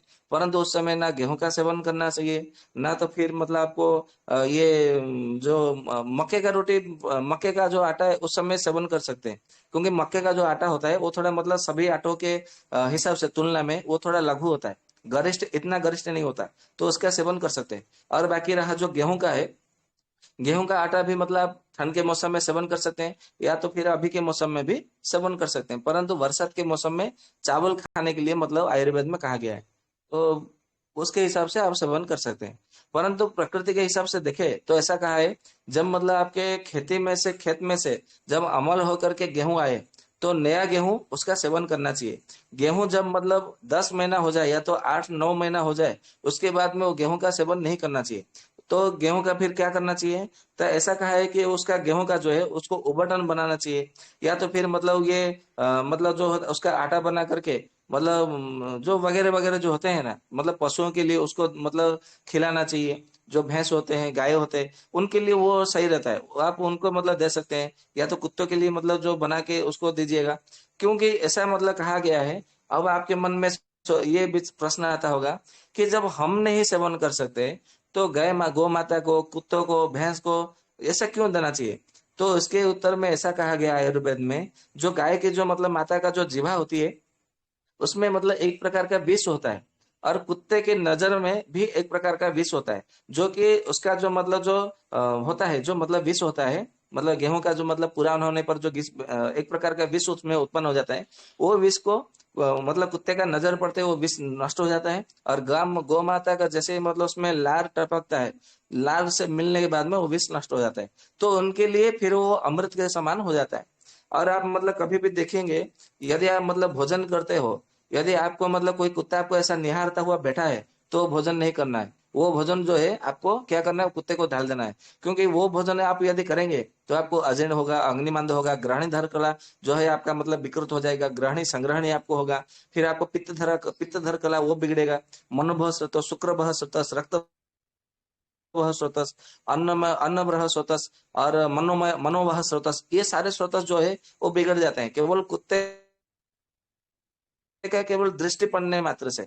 तो और है कि यदि मतलब आपका जो मतलब खाना है, यदि गौ माता की मतलब वहां पे मतलब जिहा जिहा मार ले, मतलब मुंह मार ली, तो उसको भी मतलब भोजन नहीं करना है, क्योंकि वो भी जो है एक प्रकार का विष बन जाता है। तो आप यदि भोजन करेंगे तो आपका मतलब शरीर में जो है वो टॉक्सिन मतलब जमा हो जाएगा, तो ऐसा नहीं करना है। तो गेहूं जो है मतलब पुराना होने पर नहीं सेवन करना चाहिए, वो गौ माता के लिए, कुत्तों के लिए, मतलब भैंस के लिए वो छोड़ दीजिए। और चावल जो है कभी भी नया सेवन नहीं करना चाहिए, कम से कम 1 साल पुराना होना चाहिए चावल। यदि 1 साल पुराना नहीं हुआ, आपने 1 साल से पहले यदि चावल का आपने यदि सेवन किया है, तो क्या होता है, वो अभिसंधि, अभिसंधि मतलब तीनों दोष को वो बढ़ाता है, वात को बढ़ाएगा, पित्त को बढ़ाएगा, कफ को बढ़ाएगा। तो उससे क्या होगा, फिर मतलब आपके घुटने में दर्द या तो फिर आलसू लगेगा, पेट साफ नहीं होगा, पेट भारी भारी रहेगा, फुला हुआ रहेगा। रक्त मतलब आपका जो रक्त धातु है, शुक्र धातु है, वो बिगड़ने लगेंगे, वो सही तरह से काम नहीं करेंगे। तो आपको पुराना चावल सेवन करना चाहिए कम से कम 1 साल का। और गेहूं जो है 8-9 महीने के बाद में सेवन नहीं करना चाहिए। आप ये नियम से भी मतलब सेवन कर सकते हैं। वैद्य जी, मैं एक प्रश्न जोड़ना जी। चाहूंगा कि हाँ जी, जैसे कि कहिए। आपने अभी बताया कि कुत्ते जैसे देखते हैं किसी भी अनाज को या किसी चीज जो व्यक्ति खा रहा है तो वो विषैले हो जाते हैं। लेकिन आज के समय में प्रचलन चल गया है कि लोग गाय छोड़ के कुत्ते पाल रहे हैं और अपने बिस्तर पे कुत्ते को सुलाते हैं। तो खाते वक्त, बैठते वक्त, उठते वक्त हमेशा तो कुत्ते से ही लगा रहता है। तो उस व्यक्ति के घर में या उस व्यक्ति पर क्या प्रभाव पड़ेगा, उनकी क्या स्थिति बनेगी? जी, सबसे पहले आपको बहुत बहुत धन्यवाद। बहुत अच्छा प्रश्न किया है। ऐसा कहा गया है कि महाभारत के भी मतलब स्वर्गारोहण पर्व में भी देखेंगे आपको, महर्षि जब ये पंचु पांडव में जब मतलब यात्रा कर रहे थे धर्मराज युधिष्ठिर के साथ में, मतलब वो तो एक मतलब परीक्षा थी भगवान धर्म देवता की, वो मैं नहीं कर रहा हूँ, बात नहीं कर रहा हूँ। परंतु वहां पर मतलब कुत्ते के पालने से मतलब क्या हानि होती है, क्या क्या मतलब होती है, क्षति होती है, वो सब उसमें बताया है। तो जो कि देवदूत है वो बताया है, वो छोड़ दीजिए, वो पुराण की बात है। वो हम आयुर्वेद के साथ में वो धर्म की बात नहीं करेंगे। जो वो बात करेंगे जो आयुर्वेद से संबंधित है, और जो कि आयुर्वेद के साथ में पूरा तालमेल होता है। तो आयुर्वेद में कहा क्या है, क्या कहा गया है, एक पुस्तक है, पुस्तक का नाम है अगध तंत्रम, बराबर। और अगध तंत्रम, विष विष तंत्रम, ऐसा मतलब 4-5 प्रकार की पुस्तक है जो कि विष चिकित्सा के विषय में वो बहुत प्रसिद्ध है।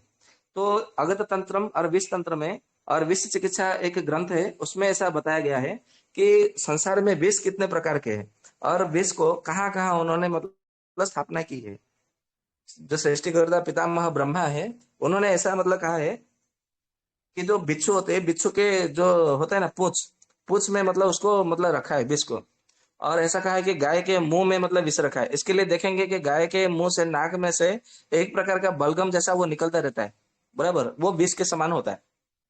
और कुत्ता है जो है, कुत्ते की दृष्टि में मतलब विष रखा है, और दुर्जन के विचार में विष रखा है, उसके मस्तिष्क में ही विष रखा है, भरा पड़ा है। तो इसके लिए दुष्ट जनों से, दुर्जनों से दूर रहना चाहिए। इसके लिए आयुर्वेद में एक जगह लिखा है, दुर्जनम प्रथमम मंदे, मतलब दुष्ट जनों को मैं सबसे पहले नमस्कार करता हूँ, और भगवान को जो है मैं बाद में नमस्कार करता हूँ। मतलब ऐसा भी मतलब लिखा है आयुर्वेद में। तो दुर्जनम प्रथमम मंदे, इसलिए क्योंकि दुर्जन के विचार में ही विष भरा पड़ा है। तो छोड़िए इन बात को। तो ये जो कुत्ते का जो विष होता है, ये कैसे होता है इनकी दृष्टि में, ऐसा कहा है कि जो यदि मतलब आपको एक दिन भर यदि कुत्ता आपको मतलब देखता ही रहे, तो आपका समझ लीजिए आपका जो मस्तिष्क है, मतलब अच्छे जो विचार करने की जो शक्ति है वो आप मतलब खो देंगे। आपका भगवान के ऊपर जो विश्वास है, वो जो सत्य के ऊपर जो विश्वास है, वो आपका मतलब वो नहीं रहेगा। मतलब भगवान के ऊपर आप आस्तिक नहीं हो सकते। नास्तिकता भाव जो है आपके मन में बहुत मतलब बढ़ने लगेगा। और यदि आपके साथ में कुत्ता यदि शयन करता है, तो आप अपने माता से, पिता से, सास ससुर से और जब बड़े लोगों से आप कभी आदर नहीं कर सकते। आपके मन में आदर आएगा ही नहीं, भावना आएगी ही नहीं कि मतलब आप अपने बड़ों को सम्मान दें।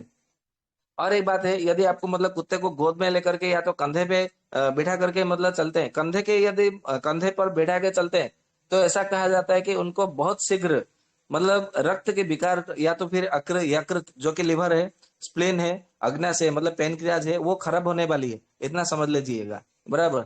और ऐसा कहा है जो कि गोद में लेकर मतलब घूमते हैं, उनको मतलब बच्चों में कोई ना कोई बीमारी मतलब होगी, या तो फिर वो मानसिकता से वो ग्रसित होंगे, ये निश्चित है। और ऐसा कहा गया कि जो कुत्तों के साथ में बैठ करके खाना खाते हैं, या तो कुत्तों की नजर मतलब पड़ती है, या तो उनका सांस भी मतलब आपके शरीर में मतलब लगता है, तो ऐसा समझ लीजिए कि आपके शरीर में से जो मतलब जो जितने मतलब जो आरोग्य के जो लक्षण होते हैं, जो अच्छे कर्म करने के जो लक्षण होते हैं, वो सारे लक्षण आपके शरीर में से वो निकल जाएंगे। मतलब ऐसा कहा जाता है आयुर्वेद शास्त्रों में, ये जो मतलब माता लक्ष्मी है, धर्म है, विवेक है, बुद्धि है, प्रज्ञा है, ज्ञान है, सद्ज्ञान, ये सारे के सारे जो है निकल जाते हैं, उसके शरीर में से निकल जाते हैं। और उसका जो पुण्य होता है वो पुण्य जो है समाप्त हो जाता है, ऐसा कहा जाता है शास्त्रों में। और एक ग्रंथ है, जो कि ग्रंथ का नाम है क्या नाम है उसका ग्रंथ का, ठीक से मतलब सतातप संहिता करके एक ग्रंथ है, उसमें भी मतलब कुत्ते के विषय में मतलब ऐसा कहा गया है कि कुत्ते को मतलब कभी भी साथ में नहीं रखना है।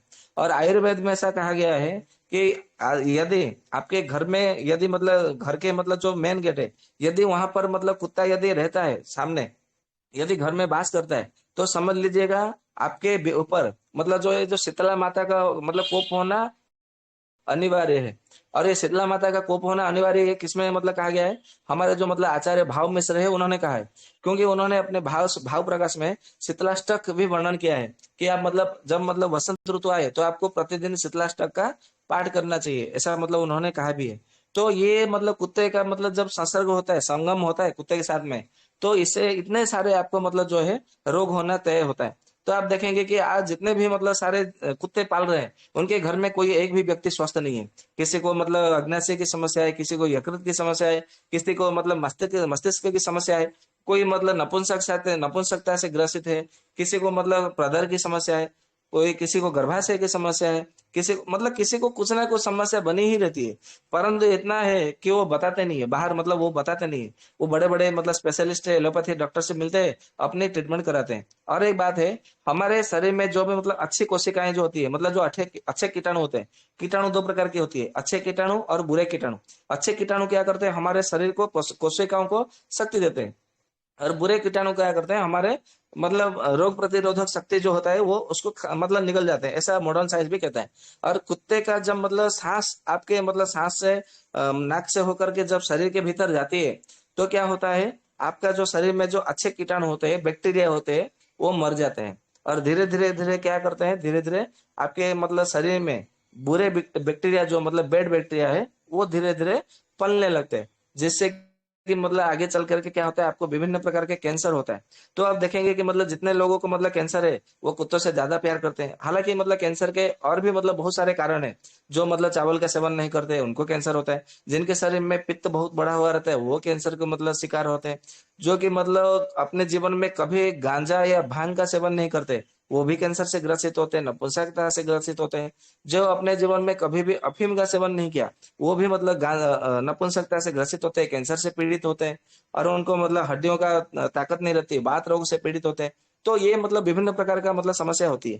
तो परंतु कुत्ते का जो मतलब दृष्टि होता है उसमें केवल विष ही मतलब भरा पड़ा रहता है। तो जितना हो सके आप अपने कुत्तों को मतलब घर में न रखें, क्योंकि गाय के दृष्टि में मतलब बहुत मतलब अमृत है, ऐसा मतलब कहा गया है। तो गाय को पालन करें, कुत्तों से दूर रहे, भले मतलब पालतू हो या फालतू हो, दोनों से दूर रहे। हाँ, यदि मतलब कुत्ता भूखा है, तो जो आपके घर में जो बचा कुचा जो रोटी है, अंत में जो बच गया या तो चावल बच गया, वो कुत्ते को खिला दीजिए। उससे मतलब क्या गया, मतलब क्या होगा, आपका जो ग्रह होते हैं शनि राहु केतु, ये जो ग्रह होते हैं, ज्योतिष शास्त्र में ऐसा कहा गया कि वो शांत हो जाते हैं।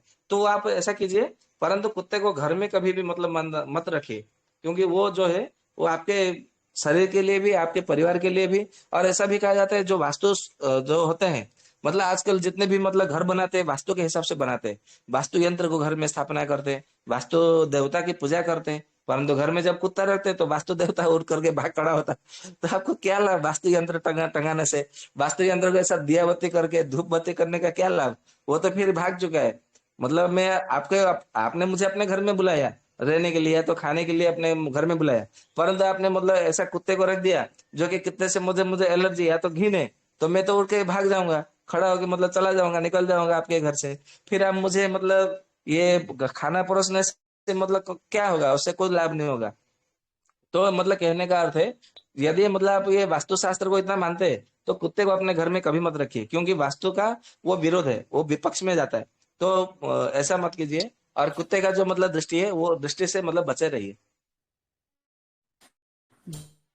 जी। जी वैद्य जी नमस्कार। मेरा एक प्रश्न था, मुझे ये पूछना था कि वायु और वात क्या अलग अलग चीज होती है कि एक ही है? जी, वंदे मातरम, बहुत अच्छा प्रश्न है। वायु जो है वो एक ही होता है। जो हम मतलब सारे संसार में जो वायु होता है ना वो एक ही होता है, ऐसा सब मानते हैं। परंतु आयुर्वेद में ऐसा कहा गया है कि वायु जो है वो 49 प्रकार का होता है, माना 49, 40 और 9 बराबर। तो ये 49 प्रकार का वायु होता है, ऐसा आयुर्वेद में भी मतलब ये कथन है। और हम जो मतलब लेते हैं, सांस जो लेते हैं वो एक ही होता है, वो वायु ही लेते हैं हम।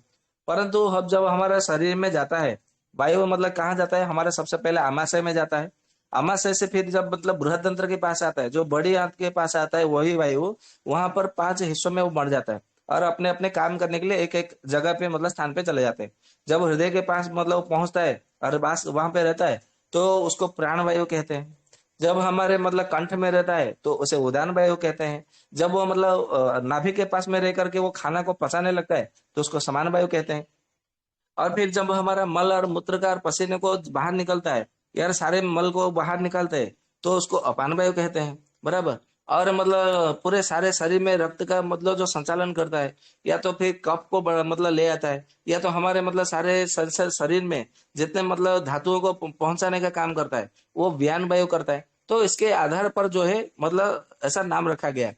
आपने जो पूछा वायु और वात क्या अलग अलग है, हाँ जी अलग अलग है। इसलिए मतलब उसको मतलब वायु तो मतलब पवन है, हवा है, परंतु वात उसके लिए ऐसा नाम क्या लिया गया कि वात वात गंधन हो इति वातः। मतलब जो वायु है वो जब मतलब शरीर में मतलब पहुंचकर जब भीतर मतलब जाता है बृहदंत्र के पास में, वायु का क्या गुण होता है? एक तो होता है कि मतलब उसको स्पर्श करना और उसमें मतलब शब्द होना, ये दो गुण मतलब उसमें पाए जाते हैं। तो जहां पर स्पर्श और शब्द ये दोनों तन्मात्रा होती है वहां पर वायु मतलब बनता है, ये ध्यान में रखिएगा। जैसे मतलब आपने पंखा लगाया, पंखा को चलाया, तो पंखा से क्या होता है उधर मतलब स्पर मतलब एक प्रकार के शब्द होने लगता है, और पंखा का मतलब बिजली का स्पर्श होता है और वहां से शब्द मतलब निकलता है। तो ऐसे में क्या करता है वो घूम करके वायु को आपके पास मतलब फेंकता है। आप मतलब मान लीजिए मतलब ये पंखा लीजिए ताल पत्र का, या तो फिर मतलब भोज पत्र का, या तो फिर बांस के लकड़ी का बना हुआ जो पंखा है, या तो फिर आपका मतलब कोई भी टवल लीजिए, चादर लीजिए, उसको थोड़ा मतलब लेके अपने मतलब ऐसा पंखा कीजिए। तो उसमें मतलब क्या होगा, आपका शक्ति का उसमें स्पर्श हुआ, और आपने क्या उसमें जब उसको हिलाया तो उसमें से शब्द निकला, शब्द की उत्पत्ति हुई। तो स्पर्श और शब्द ये दोनों जहां का मतलब मिलन होती है वहां पर वायु प्रकट होती है। ठीक उसी तरह बृहदंत्र में शब्द और स्पर्श वहां पर दोनों की मतलब मिलन होता है, जिससे कि वहां पर वायु की प्रकट होती है। और वहां पर वो वात गंध नहीं हो, मतलब ये शरीर का जो गंध को छोड़ करके अपने शब्द और स्पर्श के माध्यम से सारे शरीर में क्या होता है अपने शक्ति को संचालन करते हैं। इसके लिए उसका नाम वात रखा गया है, और यही अंतर है वात और वायु में। ठीक है जी। वैद्य जी इसमें एक प्रश्न है, मैं अभी जोड़ूंगा, जो कि कुत्ते पे एक प्रश्न बच गया था। माफ करें, मैं मजाक नहीं कर रहा, मैं इस तरह से प्रश्न ही रख रहा हूँ कि जैसे कि कुत्ते को आजकल सेना में बहुत ज्यादा प्रचलन है पालने की। सेना में उसको उस तरह से प्रशिक्षण देते हैं कि सेना में एक तरह का एक कुत्ते हो जिसमें कि वो सेना की मदद करे। तो कुत्ते का पालन करना सेना में बहुत ज्यादा शामिल है। और क्या जो आपने बताया कि लोग कुत्ते का पालन करते हैं, भारत में जो रोग हो रहे हैं, क्या यही प्रक्रिया विदेशों में भी लागू होता है? क्योंकि कुत्ते पालन की प्रचलन घरों में रखने की, अपने पास घुमाने की विदेशों में बहुत ज्यादा प्रचलन है। क्या वही रोग सेम विदेश जैसा भारत में लोगों को हो रहा है वैसा विदेश में भी होगा? सेम स्थिति परिस्थिति है या अलग होगा परिस्थिति क्लाइमेट के हिसाब से या कुछ भी? और सेना में पालने की बहुत ज्यादा प्रचलन है कुत्ते को, तो क्या सेना में पालना गलत है या सही है? या आपने कहा कुत्ते को उसके साथ बैठना, उसके साथ देखना, उसको देखता गलत है। जैसे मान लीजिए कोई कुत्ते हमारे गांव घरों में घर के आगे अपने आप आते ही रहते हैं कुत्ते। अब कुत्ते घर के सामने बैठ ही जाते हैं, लोग जाते हैं, घर से बाहर निकलते कुत्ते पर नजर पड़ जाता है। लेकिन ये तो प्रकृति का नियम है कि गांव घर है तो कुत्ते होंगे ही होंगे, कभी हो ही नहीं सकता। तो क्या इसका मतलब है कि कुत्ते को भगा देना चाहिए या कुत्ते प्रजाति को खत्म कर देना चाहिए? ऐसा तो नहीं, क्योंकि इससे तो प्रकृति का और संतुलन होगा। तो क्या घर के आसपास कुत्ता रहना गलत है या नहीं है? या घर के आसपास कुत्ते हैं तो कोई दिक्कत नहीं है, घर में पालना गलत है लेकिन घर के आसपास घूमे तो क्या कोई दिक्कत है?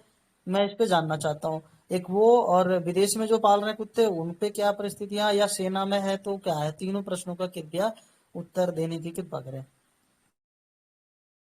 जी, बहुत अच्छा प्रश्न है। अभी इसके लिए, ये प्रश्न के लिए, ये जो मतलब जो सेना में जो मतलब कुत्ता जो मतलब पालते हैं या तो सेना में उसका उपयोग करते हैं, ये आज का मतलब युग में नहीं, मतलब आज का युग में चल रहा है। पहले के युग में सेनाओं में कुत्ता नहीं होता था, घोड़े होते थे, हाथी होते थे, बराबर। और ये जो मतलब होते थे जो बाहर, जो राजस्थान में अन्य अन्य मतलब जहाँ पे मरुभूमि होती थी, तो वहां पर ऊंट की भी सवारी से भी मतलब युद्ध लड़ा जाता था। परंतु हमारे भारतवर्ष में घोड़े और हाथी से अधिक मात्रा में युद्ध किया जाता था। और सेनाओं के भी मतलब सैनिकों भी घोड़े से ही मतलब वो सब मतलब काम करते थे। और ये जो अच्छे बुरे का जो मतलब ये गंध से मतलब जानने का जो प्रक्रिया है, ये हमारे मतलब जब आप पहले चले जाएंगे रामायण काल में, महाभारत काल में, या तो कोई भी पुराण ग्रंथ में देखिए, कहीं भी किसी भी संहिता देखिए, जो 36 प्रकार की संहिता है हमारे भारतवर्ष में, किसी भी संहिता में, किसी भी उपनिषद में, किसी भी पुराण में, किसी शास्त्र में आपको नहीं मिलेगा कि सेना में कुत्ता का मतलब ये प्रयोग किया गया था। हाँ, परंतु घोड़े और हाथियों के विषय में बहुत विषय भाव से आपको मतलब वर्णन मिलेगा। ये जो कुत्ते होते थे पहले क्या करते थे, जो जंगल मतलब जंगल में होते थे, जो चंडाल चंडाल जाति के जो होते थे जंगल में, आपको इसको उसका मतलब प्रमाण चाहिए तो आपको मतलब शिव पुराण देख लीजिए, ब्रह्म पुराण देखिए, विष्णु पुराण देखिए, स्कंद पुराण में आपको मिलेगा। और इसका आपको उत्तर जो ब्रह्म वैवर्त पुराण में, श्रीमद देवी भागवत महापुराण में, वामन पुराण में, ये सारा वायु पुराण में, ब्रह्मांड पुराण में आपको इसका उत्तर प्रमाण भी मिलेगा उसमें। अभी कोई कोई कहते हैं कि ये जो पुराण है ये गपड़े है या तो काल्पनिक है। अभी मैं तो इतना नहीं कह सकता, क्योंकि मतलब उसमें जो मतलब कुछ कुछ सूत्र है वो आयुर्वेद से पूरा मिलता जुलता है। और मैं जो भी मतलब कोई कहानी भी पढ़ता हूँ या तो कोई फिल्म भी देखता हूँ, तो उसमें से मुझे आयुर्वेद में क्या मिलता है, तो आयुर्वेद के लिए मतलब जो संबंध रखता है, वो मैं उसका अर्थ में आयुर्वेद से ही तरह से वो उसको मैं समझता हूँ। और वो जो ज्ञान है वो मैं संग्रह करता हूँ, मतलब समझता हूँ। तो मैंने एक बार मतलब कई बार जब मतलब मैंने पढ़े पुराणों में, तो ऐसा कहा है, वामन पुराण आप देखेंगे, उसमें सभी वस्तुओं की, द्रव्यों की, प्राणियों की शुद्ध शुद्धि के विषय में, शुद्ध और अशुद्ध के विषय में आपको वामन पुराण पूर्व खंड में, और ब्रह्म वैवर्त पुराण प्रकृति खंड में आपको, ब्रह्म ब्रह्म खंड में आपको उसमें बताई गई है और आपको मिल जाएगी। उसमें ऐसा कहा है। और नारद पुराण के पूर्व भाग में भी आपको ये आपको मिल जाएगा इसका उत्तर। और आयुर्वेद के भी मतलब विज्ञान खंड में ये बताया गया है कि क्या शुद्ध है क्या अशुद्ध है। क्योंकि हमारा मतलब जो रस शास्त्र होते हैं उसमें मतलब सभी द्रव्यों का शोधन करके औषधियों का निर्माण करने के लिए भी कहा गया है। तो शोधन और अशुद्ध ये दोनों का भी ध्यान रखना एक वैद्य के लिए और सभी लोगों के लिए, प्राणियों के लिए, मनुष्यों के लिए भी परम आवश्यक है। तो उसमें ऐसा कहा है कि जो कुत्ते होते हैं वो शिकारी कुत्ते जो है वो शुद्ध होते हैं, और जो जंगली कुत्ते हैं वो अशुद्ध होते हैं। तो जो शिकारी कुत्ते और जंगली कुत्तों में अंतर क्या है? जो शिकारी कुत्ते होते हैं, जो चांडाल होते हैं, जो सबर होते हैं, वो जब शिकार खेलने जाते हैं शिकार के लिए, तो हिरण को या तो फिर मतलब कोई खरगोश को या तो मतलब मृग को, ये जो विभिन्न प्रकार के जो पशु होते थे, तो उनको पकड़ने के काम आते थे वो कुत्ते। तो ये शिकार करने जो काम होता था चांडालों का, ये चांडाल ही मतलब वो उनको शिक्षा देते थे, अपने पास रखते थे।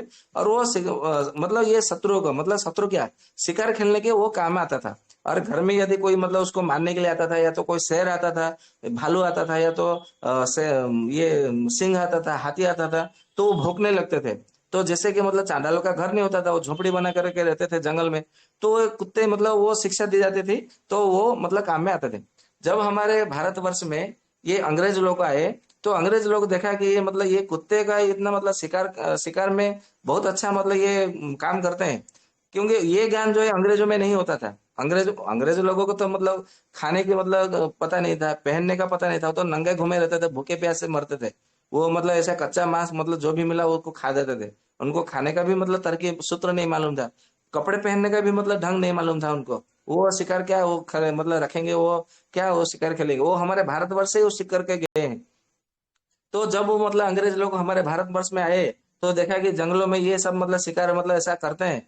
तो हालांकि मतलब ये इसका प्रमाण तो नहीं दे सकता हूँ कि सबसे पहले किस अंग्रेजी के पर मतलब किसी चंडाल का ये जंगली कुत्ता आक्रमण किया, शिकारी कुत्ता, जिससे कि वो प्रभावित हुए, फिर मतलब उसको धन का लालच दिया गया, फिर वो शिक्षा कैसे दे जाते हैं शिकारी मतलब शिकारी कुत्ते को, ये मतलब शिक्षा कैसे, कौन से अंग्रेज ने सबसे पहले ये शिक्षा ग्रहण किया, और किस चांडाल से मतलब आदिवासी से सवर से एक शिक्षा ग्रहण की, फिर इसको कैसे फैलाया विस्तार किया, इसका प्रमाण तो मेरे पास नहीं है।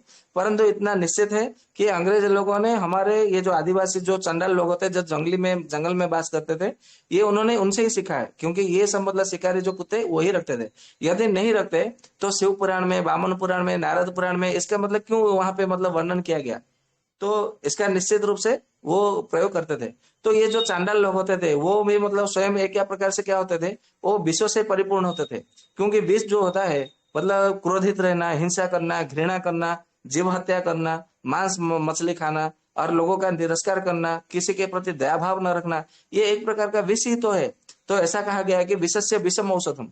तो उसके शरीर में, हृदय में, मन में विष मतलब भरा पड़ा रहता है। तो कुत्ते का नजर भी मतलब उसमें कोई काम नहीं करता है, क्योंकि ये विष जो है वो तो मतलब महान विषधर है। तो ये विष उसमें क्या काम करेगा।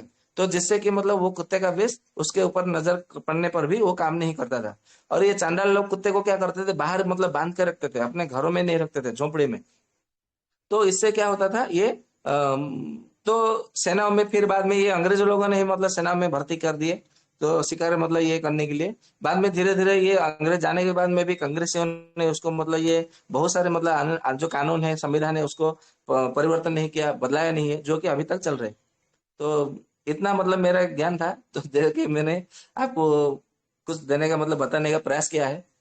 तो हो सकता है जी मतलब जी, कुछ गलती भी हो। धन्यवाद। मैं ये कह रहा हूँ, जैसे आपका कहना है कि शिकारी कुत्ते का पालना अच्छा है, जो शिकारी नहीं है उसको नहीं पालना चाहिए, क्या इसका मतलब जी यही जी है? जी जी, परंतु अपने अच्छा, तो घर में ना लोग, पाले।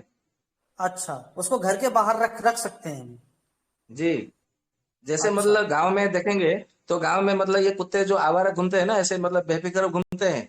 तो वो हम्म अपने मतलब अपने हिसाब से वो भोजन करते हैं। मतलब ऐसा नहीं हम्म। बनाना चाहिए कि आप मतलब उसको रोटी डाल रहे हो वो खा रहा है, ऐसा नहीं है। मतलब वो अपना शिकार स्वयं करके वो भोजन करे, मतलब वो स्वयं परिश्रम करे, स्वयं मतलब भोजन, अपना भोजन का व्यवस्था जुगाड़ स्वयं करे, तो वो कुत्ता शुद्ध होता है। और यदि मतलब कोई जैसे खाना कि खाने दे रहा है, वो खाना खा रहा है, तो वो कुत्ता जो है अशुद्ध होता है। जैसे कि भाई जी, गांव घरों में कुत्ते होते हैं, गांव में ये तो प्राकृतिक है, रहते ही रहते कुत्ते हैं, तो क्या गांव में कुत्ते रहना, गांव में घूमना, अपने मन से कुत्ते खाते पीते रहते रहते हैं, तो क्या गांव में कुत्ता रहना क्या गांव के लिए नकारात्मक भाव है या अच्छा है? या कहीं भी कुत्ते नहीं, रहना अपने मन से प्राकृतिक रूप से क्या अच्छा है गलत है? देखिए, अभी मतलब मैं एक थोड़ा पुराण की बात ले लेता हूँ। 9-16 होया चलेगा, थोड़ा मैं 5 मिनट में इसको समाप्त करता हूँ संक्षिप्त में।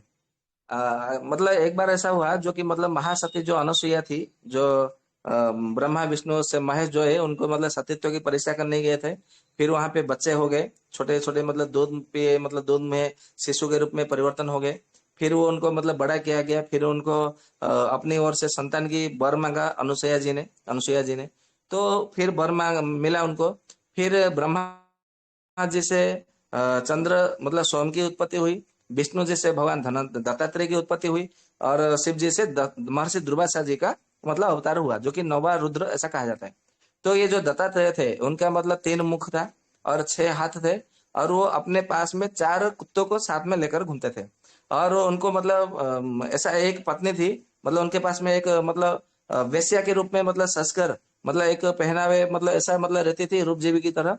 और वो अपने सोने के बर्तन में कलश में उनको मतलब मदिरा पिलाती थी, ऐसा मतलब कहा गया है। जिससे कि मतलब ब्राह्मण समाज, ऋषि समाज, मुनिकुल जो है वो रुष्ट हो गए थे।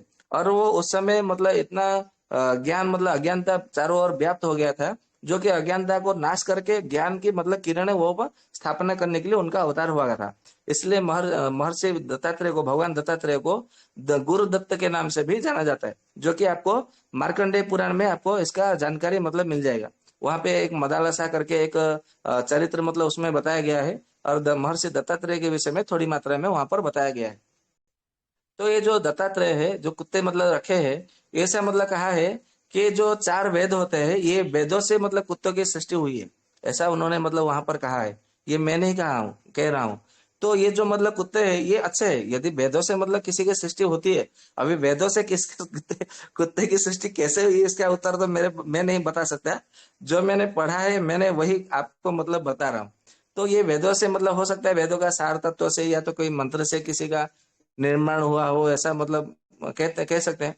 जैसे कहते हैं कि ब्रह्मा जी के मुख से ब्राह्मणों का, और भुजा से क्षत्रियों का, उरु से जंघा से वैश्यों का, और चरणों से शूद्र का उत्पत्ति हुई, ऐसा कहते हैं। और वेदों में भी मतलब इसका बताया गया है। परंतु जब हम इसका तत्व समझते हैं तो ऐसा कहा गया है कि मतलब जो अपने मुख से मतलब मंत्र का उच्चारण करके या तो लोगों को ज्ञान दे करके, परामर्श दे करके, अच्छा मतलब मार्ग दिखा दिखा करके जो लोगों को संसार को मतलब मार्ग दिखाए, तो वो उसको ब्राह्मण कहा जाता है।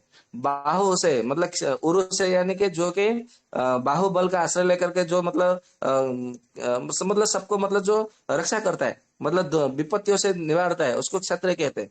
वैसे यानी कि मतलब जो जंघा से यानी कि जो किसी को मतलब गोद में बिठाना होता है, गोद में बिठाने मतलब भोजन करते हैं हम बच्चों को।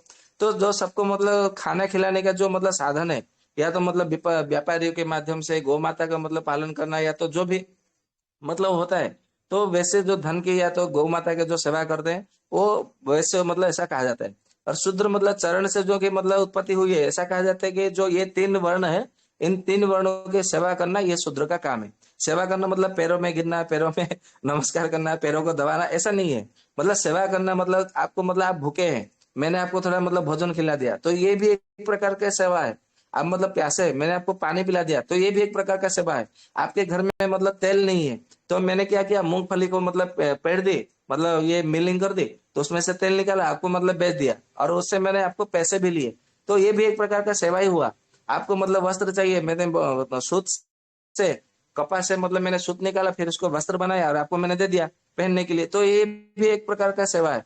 तो कहने का अर्थ है ये 3 वर्णों को, ब्राह्मण क्षत्रिय वैश्य को, मतलब सुबह से लेकर के फिर रात तक, रात से लेकर के सुबह तक जो भी मतलब चाहिए संसार में, ये सारा का सारा जो व्यवस्था कर दी, उनको मतलब शूद्र कहा जाता है, ऐसा मतलब कहा गया। ठीक उसी तरह हो सकता है वेदों से कुत्तों की मतलब निर्माण सृष्टि होने की जो बात है, उसका तत्व क्या हो सकता है, ये तो मैंने अभी भी मतलब समझ के बाहर है। हो सकता है आचार्य अग्निवस्त्र जो नैष्ठिक है वो कुछ बता सके इस विषय में। तो ये जो मतलब यदि वेद इतने पवित्र है, और यदि उनके वेद मंत्रों से यदि कुत्तों की सृष्टि हुई है, तो मैं नहीं समझता हूँ कि ये कुत्ते मतलब इतने अपवित्र हो सकते हैं, ऐसा नहीं है। परंतु ऐसा मतलब कहा है जो शिकारी कुत्ते होते हैं वो पवित्र होते हैं, और जो आवारा कुत्ते जो होते हैं, मतलब जो पालतू कुत्ते या तो आवारा कुत्ते होते हैं, जंगली कुत्ते होते हैं, वो अपवित्र होते हैं, अशुद्ध होते हैं। तो उनको मतलब स्पर्श नहीं करना चाहिए। मतलब ऐसा कहा गया है कि कुत्ते को यदि मतलब कुत्ते के ऊपर आप पानी भी डालते हैं, तो उसके जितने मतलब आपने पानी मतलब ढाले, उसके जितने रोए के ऊपर पानी का मतलब स्पर्श हुआ, उतने वर्ष तक आप मतलब नरक में मतलब गिरेंगे, नरक में आपका वास होगा। नरक मतलब ये यमपुरी मतलब मैं नहीं समझता हूँ। मैं समझता हूँ कि नरक यानी कि आपको रोग होगा, हो सकता है मतलब कुष्ठ रोग हो, चर्म रोग हो, सोरियासिस हो, लिवर का समस्या हो, ये मतलब कोई ना कोई आपको रोग हो सकता है। यदि आप मतलब कुत्ते को मतलब मारते हैं, तो क्या होगा, आपका मतलब जो मस्तिष्क है वो मतलब क्या होगा, सदैव जो है मस्तिष्क आपका विकृत रहेगा, थोड़ा मतलब पागलपन, या तो थोड़ा मतलब ये बीपी, ये जैसा मतलब कुछ ना कुछ मन का, मस्तिष्क का आपको कोई ना कोई रोग होगा। मैं ऐसा समझता हूँ, मतलब आयुर्वेद के हिसाब से मैं इसको तुलना लेता हूँ, आयुर्वेद के हिसाब से मैं संबंध बनाता हूँ। तो ये रोग हो सकता है। तो ये जो कुत्ते को जो गांव में पालते हैं, तो गांव में यदि मतलब ऐसा कहा गया है कि कुत्ते को रोटी खिलाने से, आपका घर का बचा हुआ रोटी खिलाने से राहु केतु शनि जो है वो शांत हो जाते हैं। यदि गांव में कुत्ते नहीं रहेंगे तो आपका शनि राहु केतु कैसे शांत होगा। तो इसके लिए गांव में ये कुत्ते रहना चाहिए। और मतलब देखेंगे कि कोई आपका घर में, आपके गली में कोई मरने को होता है, तो आधी रात को वो कुत्ता जो है मुंह आकाश की ओर मुंह करके वो रोते हैं, और एक अजीब प्रकार का आवाज लगाते हैं। तो आपको समझना चाहिए यदि कोई मतलब बीमार में ग्रसित है, तो उसका मृत्यु सुनिश्चित है। यदि गांव में मतलब कोई शेर आ जाता है, या तो फिर कोई ऐसा दुष्ट आ जाता है, या तो चोर आ जाते हैं, तो गांव का कुत्ता भी हुए और शहर का भी कुत्ता जो होते हैं वो भूखने लगते हैं, जो कि हमें सतर्क या तो सावधान करने के लिए वो काम में आते हैं। और देखेंगे कि मतलब जो कुत्ते होते हैं, यदि मतलब गांव में देखेंगे, यदि कोई ये जो मतलब देवियां होती है, या तो भूत प्रेत, ये सब भी होते हैं, या तो कोई यमदूत भी होते हैं, या तो मतलब कोई दुष्ट साया भी होता है, यदि वो सब मतलब उनको दिखाई देते हैं, हमें दिखाई नहीं देता, मतलब उनकी आंखों में एक दिव्य दृष्टि होते हैं। तो जैसे मतलब कोई दिव्य दृष्टि जो संत हो जाए या तो ऋषि मुनि हो जाता है, तो अपने दिव्य दृष्टि से कुछ भी देख सकते थे, तो ये कुत्तों को मतलब दिखाई देता है। तो ये ऐसा मतलब हम मतलब नहीं मतलब मैं इतना मतलब बुरा नहीं मानता हूँ, क्योंकि मतलब गरुड़ पुराण में देखेंगे, कर्म कांड में, सारोद्धार कांड में ऐसा कहा गया कि कुत्तों से मतलब कुत्तों में मतलब 6 गुण है, और ये 6 गुण जो है उनका मतलब सीखना चाहिए, उनका मतलब 6 गुण उनका मतलब ग्रहण करना चाहिए, ऐसा गरुड़ पुराण में कहा गया है। तो इतना भी मतलब अन्यथा न ले बातों को, मतलब घर में कुत्ता मतलब पालना ये सही नहीं है, घर में गौ माता का पालन करना चाहिए, और गांव में मतलब ये गलियों में वो कुत्ता घूमे वो सही है। परंतु ये जो सफेद कुत्ते, ये जो मतलब बाहर का विदेश कुत्ता जो हम पालन करते हैं, वो हमारे लिए सही नहीं है। उसका जितना हो सके आप मतलब वर्जन कर दे, और ये सही रहेगा। हाँ, और एक बात है, ऐसा मतलब मैंने पढ़ा है आयुर्वेद में कि कुत्ते का जब मतलब मृत्यु का समय आता है, वो खाना पीना छोड़ देते हैं, और दिन रात केवल रोते रहते हैं, और अजीब एक अजब सा मतलब एक शब्द निकालते हैं। तो वो शब्द यदि आपके कानों में घुसता है, तो समझ लीजिएगा आपका मतलब जो घर में आपका मतलब कोई ना कोई मानसिक दुश्चिंता में वो घिर जाएगा, या तो फिर आपका जो मतलब है, ये मतलब संभव जो विवेक होता है, ज्ञान होता है, वो ज्ञान आप मतलब खो बैठेंगे। तो इसके लिए अपने घर में मतलब कुत्ता पालने के लिए मतलब मना किया गया है कर। और वो जो कुत्ता है, जब वो मतलब तड़प तड़प पे मतलब एक दिन में नहीं मरता, लगभग कम से कम 3 से 5 दिन लगता है उसको मरने के लिए। तो 3 से 5 दिन तक वो अजीब सा मतलब शब्द निकालेगा, दिन रात वो शब्द निकालेगा, और वो कुछ खाएगा नहीं, पिएगा नहीं, रोते रोते रहेगा। तो तो फिर मतलब आपका जो मतलब वास्तुशास्त्र है वो और भी बिगड़ेगा, और आपका मतलब स्वास्थ्य भी मतलब हानि होगा। तो कुत्ते का पालने के लिए इसलिए मतलब आयुर्वेद में बहुत सारा मतलब कारण है जो मना किया गया है। तो गांव में घूमे रहे, गोली में घूमता रहे, वो कोई दिक्कत नहीं है। जी जय जी, बहुत बहुत धन्यवाद। बाकी आपका मैंने आज हम सभी ने काफ़ी ज़्यादा समय ले लिया, इसके लिए क्षमा प्रार्थी है। और चलिए, इसके जरिए आपके माध्यम से औरों को काफ़ी सारी जानकारियाँ मिली अन्य भी विषय पे। और वैद जी का बहुत बहुत धन्यवाद, और बहुत बहुत वंदन। तो मैं ललिता बहन से निवेदन करूंगा कि कृपया अपनी बिटिया से शांति पाठ कर दें।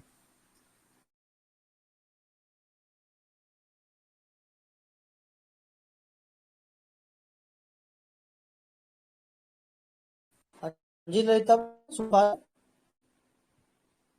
ललिता बहन, अ,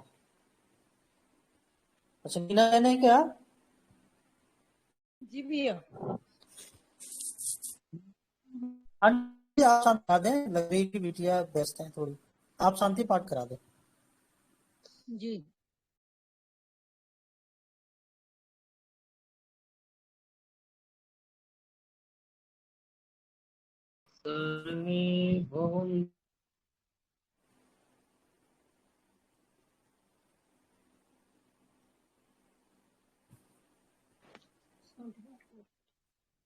ओम ध्यान शांति अंतरिक्षम शांति पृथ्वी शांति रापः शांतिरोषधय शांति वनस्पतयः शांति विश्वे देवा शांति ब्रह्म शांति सर्वं शांति सामा शांतिरेधि। ओम शांति शांति शांति। धन्यवाद। दीपक जी, यार सभी को खुलवाओ क्या, धन्यवाद। आपकी हैक हो गया था फोन। कोई बात नहीं दीदी, कोई बात नहीं। खुलवाओ इससे। काफी सारी बहनें हैं जिनको मौका मिल जाए शांति पाठ करा दिया करें। अच्छा ठीक है भैया जी, अच्छी बात है। जी जी, जी, धन्यवाद। ठीक है। आप सभी को आप सभी नमस्ते, वंदे मातरम। इसका बहुत बहुत धन्यवाद। नमन, शुभ रात्रि।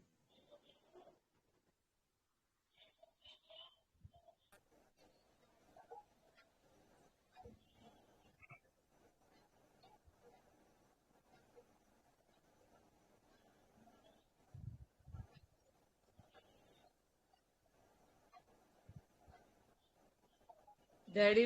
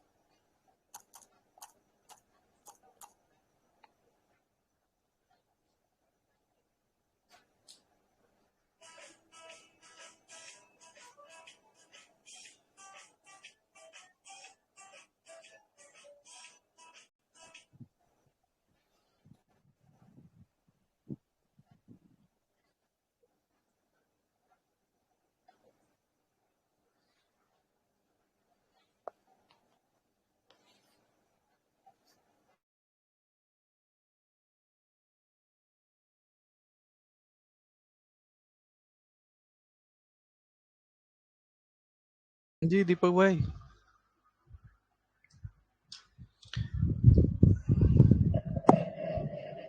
लाइन पे हो?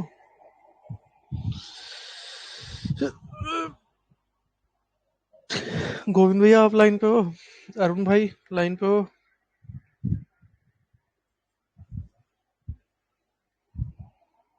हेलो।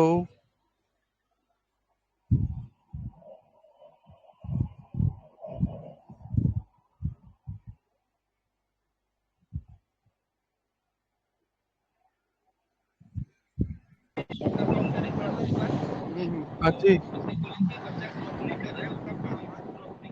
भाई। ठीक है।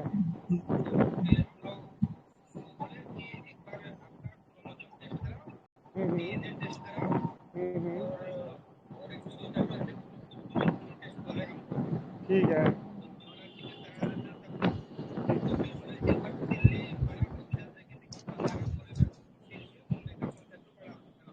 ठीक है।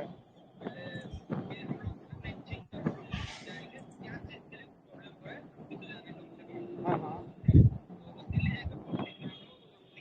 हम्म, हम्म,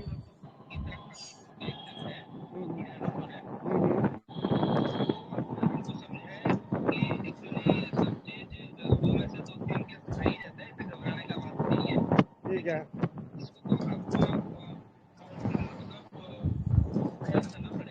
ठीक ठीक है।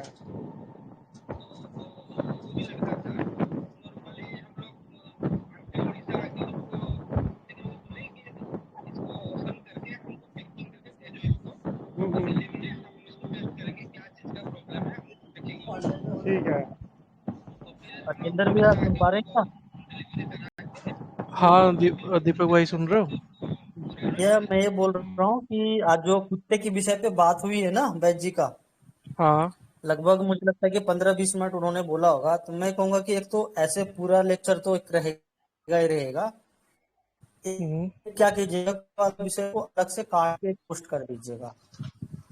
इससे जो है ठीक ना है। बहुत ही ज्यादा होगा, घर पे कुत्तों को भगाना है। तो एक इसका अलग पोस्ट बन जाए, एक अलग वीडियो बन जाएगी, तो काफी सारे लोग सुनेंगे इसको। इस पे बढ़िया सा थंबनेल वगैरह बना के तो पब्लिक कर देंगे। बाकी सारा अपलोड हो गई अभी तक में ऑडियो? हाँ हाँ हाँ, वो कर दी। आज और कल की रह गई इस हिसाब से। मुझे अच्छा, एक तो मैं आपका करता हूँ ये सारे को कुत्ते सबमिट वाला कल। काम करना है, और दूसरा हाँ। मुझे ये काम करना है। और ये जो वैक्सीन वाला एक बचा हुआ है काम, ठीक है। अरे ये मैंने रिकॉर्डिंग तो बंद कर दी थी। नहीं ओ नहीं, चल रही है, गॉड, इसको मुझे काट रिकॉर्डिंग दीजिएगा। काटनी पड़ेगी। शिट। हाँ।